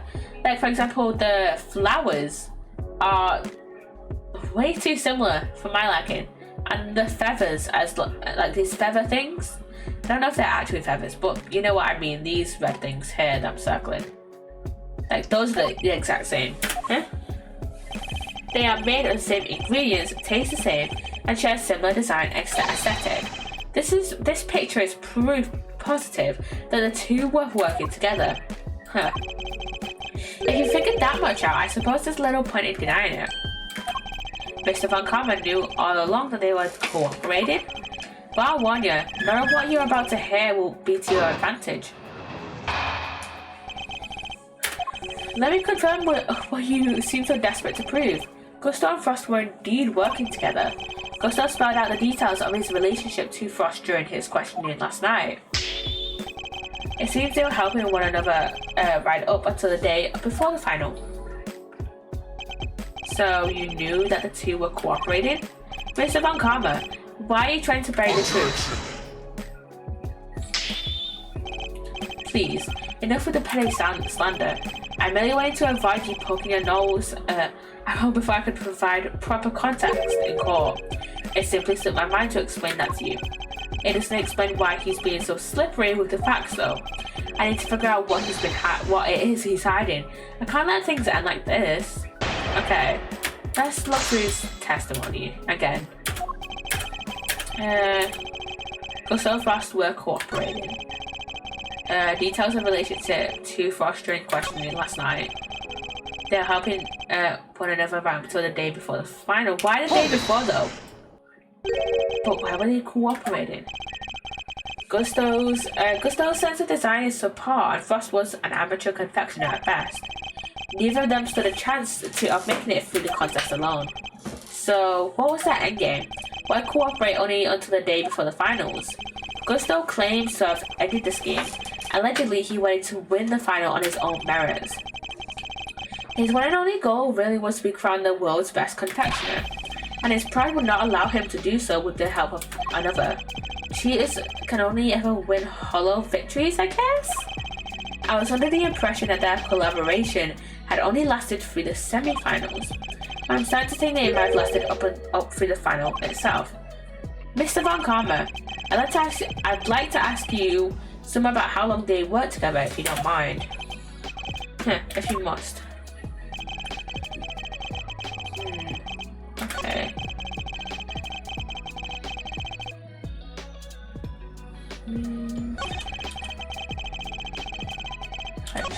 Two cooperated until the day before the final, then decided to compete on their own merits. Okay.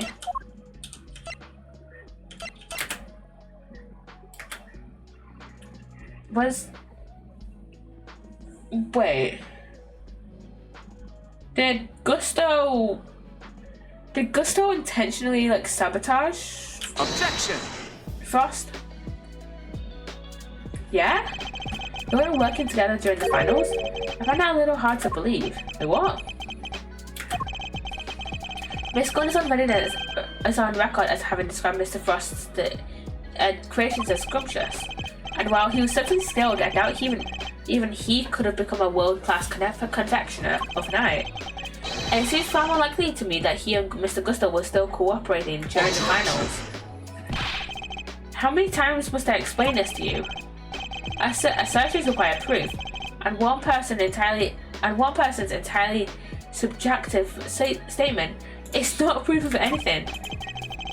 Besides, even amateurs can occasionally make delicious food. Perhaps Frost was simply lucky. My wife, for example, is an amateur whose cooking puts first-class chefs to shame. How is that not an entirely subjective statement? Furthermore, added 5 minutes, you are ignoring another crucial part of the pharmacist's testimony, namely that she also described some of Frost's work as having been unbearably salted. That's what I'm saying. In other words, your evidence actually shows that Frost failed to produce the perfect confectionery. No more objections, I take it? There must be some way I can prove that Gusto and Frost were still collaborating. Mr. E? There's something that's been on my mind. Yeah? What is it, Eddie? Mr. Frost's entry for the finals. Wouldn't it have taken a while to make? Yeah? I would imagine so. I would imagine so.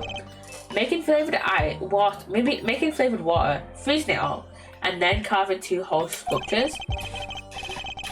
Could he really have done all that and helped Mr. Gusto with his work? If it was me, I'd have barely gone as far as setting the flavored water up to freeze part. I just can't see how Mr. Frost could have pulled it off. Perhaps there's some lawyerly instinct in you after all, Eddie. Your pondering certainly points to another possibility. Eddie's right. Mr. Frost would have needed to freeze his own large blocks of flavored ice to create his art, and there wouldn't have been time to do that during the contest itself. So what must Mr. Frost have done in order to finish his flavored ice entry within the time limit? Make the ice the day before the final. He must have made the flavored ice the day before, and all he would have had to do was sculpt it. What are you muttering about now? Oh, I'm sorry. I just realized something, that's all. I realized that you're correct. What? Mr. E? I hope you know what you're doing. Oh? Accepting defeat at last, are we? The only thing I'm accepting is that perhaps one of the things you said was true. They are helping one another right up until the day before the final. Just as you said the day before the final, Really did the mark the end of their collaboration. Mr. Frost's entry was carved entirely from blocks of flavored ice. Ice would have needed at least a day to freeze, and whose flavors would therefore have already been prepared for Mr. Gusto. Oh, what did he say? I skipped over the part he said. That's what he said. Yeah, which lines up perfectly with what Gusto told me, that he helped Frost until the day before the final. In that case, why didn't Frost and Mr. Frost reciprocate and help Mr. Gusto in return? I can hardly be expected to read the minds of the dead. Perhaps not, but I imagine Mr. Gusto could tell us. So why don't you let us speak with him? Or do you still insist your interrogation was as thorough as you claim? How? How do you call my methods into question? I mean, aren't you getting your subordinate and the previous lead detective to basically torture? What's his name? Tangaroa. You're getting your subordinate to torture Tangaroa by sleep depriving him. Like, of course we're gonna call your methods into question. That's not my intention. I just don't understand why you would obstruct a perfectly valid line of inquiry. Give me one good reason as to why you're keeping Mr. Gusto from me. One good reason? Certainly. The how? Sudden yawn then. And why Frost and Gusto's collaboration have absolutely no bearing on this case. How can you possibly say that with any certainty? If their relationship had broken down for some reason, that could very well have been the motive behind this murder. Could it indeed? And why did Gusto himself tell me all about it? Why did the man you seem so keen on accusing share the details of his collaboration with the prosecution? Please tell me you have some proof to back your preposterous suspicions this time. We don't. We really don't. Mr. Gusto only acted suspiciously one time that we know of, and I imagine Mr. Von Karma is aware of exactly what that suspicious action was, which means this is probably a trap. Well, cat got your tongue? But even if it is a trap, calm back down now. Mr. Gusto snuck into Mr. Frost's room and we still don't know why. That fact alone is reason enough to suspect him. If that's your only concern, then allow me to clear it up for you. I designed you, by the way. I knew it. It was a trap. I was saving this for the trial, but consider it a taste of things to come. Plus, I'd hate for the proceedings to drag on because of your needless interjections. And the icing progress. Ooh. I'm gonna check this Discord ping really quickly.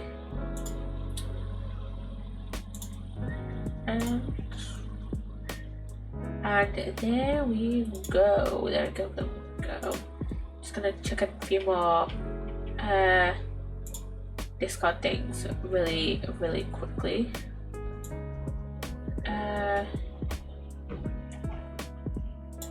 Okay, there we go.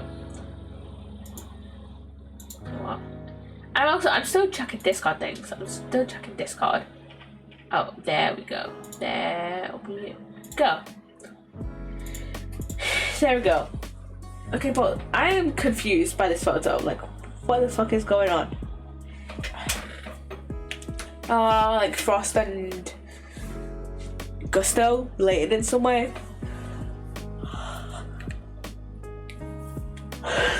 Oh my god, I'm tired. I'm gonna try and get to the end of this part because I don't think we're too far away from ending it now, and then we can finish this trial. Well, not this trial, we don't have trials in this game, but you know, this case on Sunday.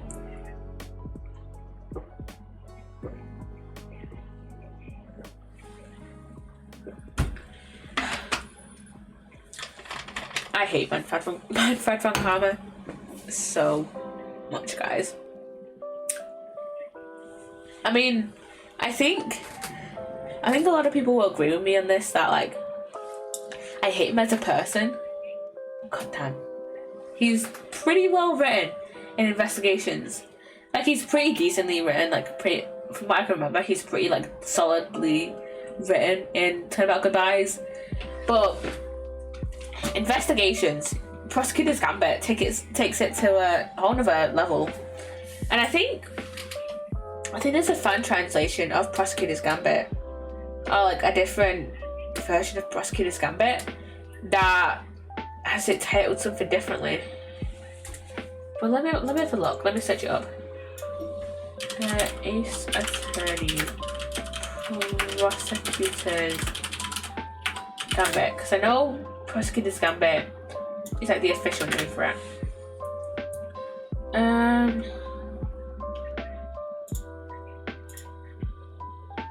me see. Prosecutor's Path. I think that's what the fan translation of it was, or like the more direct. Oh, I think it's actually the more direct translation from the Japanese version. I think it's the more directly translated version actually, which is why it's the fan translation name of it. And welcome back from the ad, everyone. Hey, take a look at this. That's Gusto and Frost and their sons. Oh. Gusto snuck into Frost's room in order to retrieve this photograph. But why? It seems their sons attended the same elementary school. Gusto was concerned on the fact of Mr. Frost and his acquaintance might place him under undue suspicion. Acquaintance? Really? A concern that you have just proven was entirely well-founded. Gusto's actions make perfect sense, and you have given me no reason to believe otherwise. Jesus Christ. He's never going to let me talk to Mr. Gusto. Now, if you are quite done obstructing my investigation, I have things to be getting on with. Fuck you, man. I hate this guy.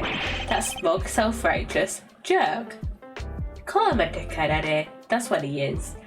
I'll give him something to be getting on with. What do we do, Mr. E? Mr. Tangaroa is finished if we can't figure something out. Things to be getting on with? What exactly could those things be? Here's a body, a murder weapon, and a suspect in custody. If the prosecution means to pursue Mr. Tangaroa, surely they have all they need? So why is Mr. Von Karma still investigating the scene of the crime? Something on your mind, Mr. E? We're missing something. Something important. Mr. Von Karma has everything he needs to proceed with the prosecution of Mr. Tangaroa, and yet he still doesn't seem entirely confident of his case. If he was, why refuse to share information with Detective Bad? Who else? Haven't seen the autopsy report yet either. Guy's probably got a hand in that too. No autopsy report? Which is strange.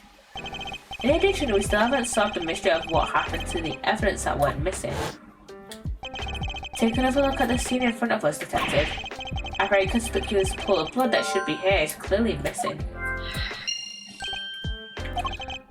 You right, don't remember anybody mentioning they'd removed the blood along with the body.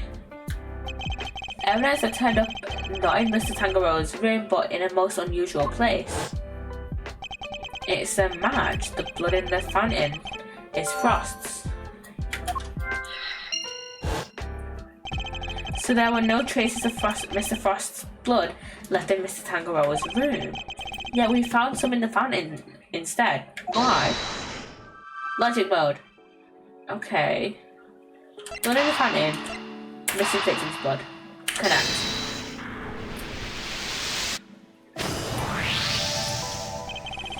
Mr. Frost's blood went missing from the crime scene,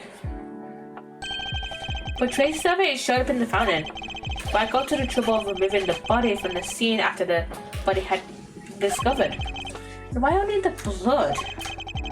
Surely the body would have also been in the way. Wait, could someone have moved the body inside to get to the blood? Yeah.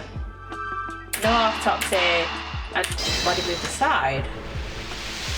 There was no body. Someone moved the body after Judy found it. Then Judy moved the body? Is Judy the actual murderer?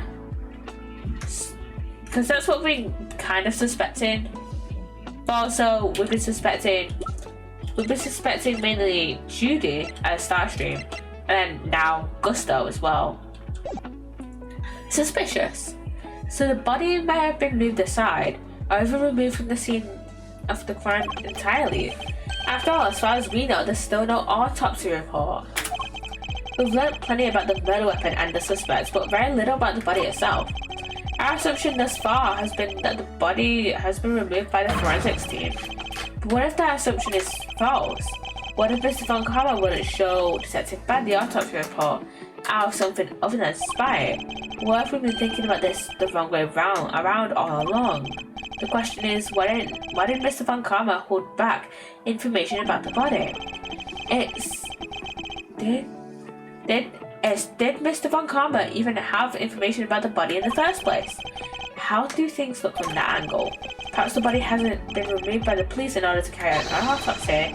Perhaps it had already been removed and hidden away by the culprit before their arrival. Mr. E? We both heard the rumors about Mr. Von Karma's questionable methods. Fabricated witness statements, shady deals, forged evidence even. Sure, everybody's heard of that stuff, but what's that got to do with us right now? I would never judge a person on the basis of rumors alone. Even Mr. Von Karma, I've tried my best not to let my preconceptions colour out interactions with him. But nonetheless, it appears he may indeed be willing to twist the truth to his own ends. Twist the truth? You mean he's been playing dirty? I think he might have been, and still is. And I'm not about to let him get away with it. Oh shit. Von Karma! I'm returning to the prosecutor's office. Don't breathe a word about anything to that infernal attorney. Yes, sir? Hold it! Oi, dude. Yeah, what is it now? I have a few questions, Mr. Von Karma, about certain facts you've been keeping from us. Really? You mean to go to call the methods of an officially sanctioned investigation into question yet again? Yeah, I'm warning you. If you obstruct the police and their work any further, there will be consequences. Objection. It's not the police I have an issue with, Mr. Von Karma. It's you. What? Isn't it on the prosecution to work out who the real culprit of a crime is? What foolishness is this? I have no intention of debating what the prosecution's role is or is not with the likes of you. But let me make one thing clear. My job is to identify suspects and ensure that every last one of them is convicted at all costs. Believe me when I say I leave absolutely no room for doubt when I present my perfect, unassailable cases even. Lies. And how far would you go for your perfect cases? Would you create facts out of whole cloth, perhaps? And I thought you had outdone yourself already. But now you intend to accuse me of fabricating evidence? Yeah. I do. Because it is why you've done nothing but hinder Detective Bad from doing his job at every turn. What are you talking about? You didn't shut him out of the investigation because you wanted him to keep an eye on us. You did it to stop him from finding out that you don't have the body. What? He doesn't have the body? Objection. Ridiculous, you're clutching at straws. I will tolerate no more of your preposterous slander. Then allow us to examine it. Prove me wrong if you can. At least give us an autopsy report, man. I'm afraid you have to try a little harder than that. I'm under no obligation whatsoever to prove your baseless accusations one way or another. As you must have seen for yourself, a piece of bloody chocolate is missing from the scene of the crime. Why did it disappear? And where did it go? What does that matter? Some blood went missing from the chest where the body was found, so what? So what indeed? That's precisely my question. If the body was still at the scene when the police got here, removing the blood would accomplish nothing. However, let's suppose for a moment that the body was not. If someone had wanted to erase any trace of what had happened in that room, then it all makes perfect sense. What is his petty obsession with the bloodstain? But since it's so important to you, why don't you tell me where you believe it went? Of course, after all, evidence is everything, as you never tire of telling us. I believe this should back up my theory quite nicely. What evidence do I have to show that where the blood from Mr. Tangaroa's room went into the fountain? Take that! Traces of the victim's blood were found in the fountain, along with traces of the chocolate from Mr. Tangaroa's room. I believe the missing piece of blood-stained chocolate was dumped into the stream that flows into the fountain, which strongly points towards one certain fact. Someone purposely disposed of the blood after the body had been removed from the chest. Mr. Von Karma, where did you find the body? You didn't find it, did you? Answer me. You. Where did you get your hands on that kind of evidence? You have neither the authority nor the means to carry out that kind of analysis on the fountain water. No, but I do. Curse you, bad. You've been a thorn in my side from the moment you are assigned. Well, no longer. As of now, you are officially off the case. I was barely on it in the first place. Mr. Von Karma, you still haven't answered my question. Will you admit it? Will you confirm that nobody was ever recovered? It's really quite a claim, you know. And one for which you'll never find any proof for, I'm afraid. What must I do to get an answer out of him? Now, if you don't mind, I have given you quite enough of my precious time already. I look forward to destroying you in court, Gregory Edgeworth. Your precious logic and theories won't save you then. Nothing will. Mark my words, Mr. Von Karma, your methods will be your undoing. Yeah, in like 15 years' time. No matter how you try to hide the truth, I'll bring it all out to light in the end. Well, your son will.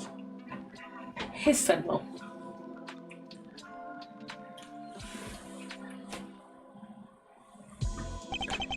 Forgive me, Detective.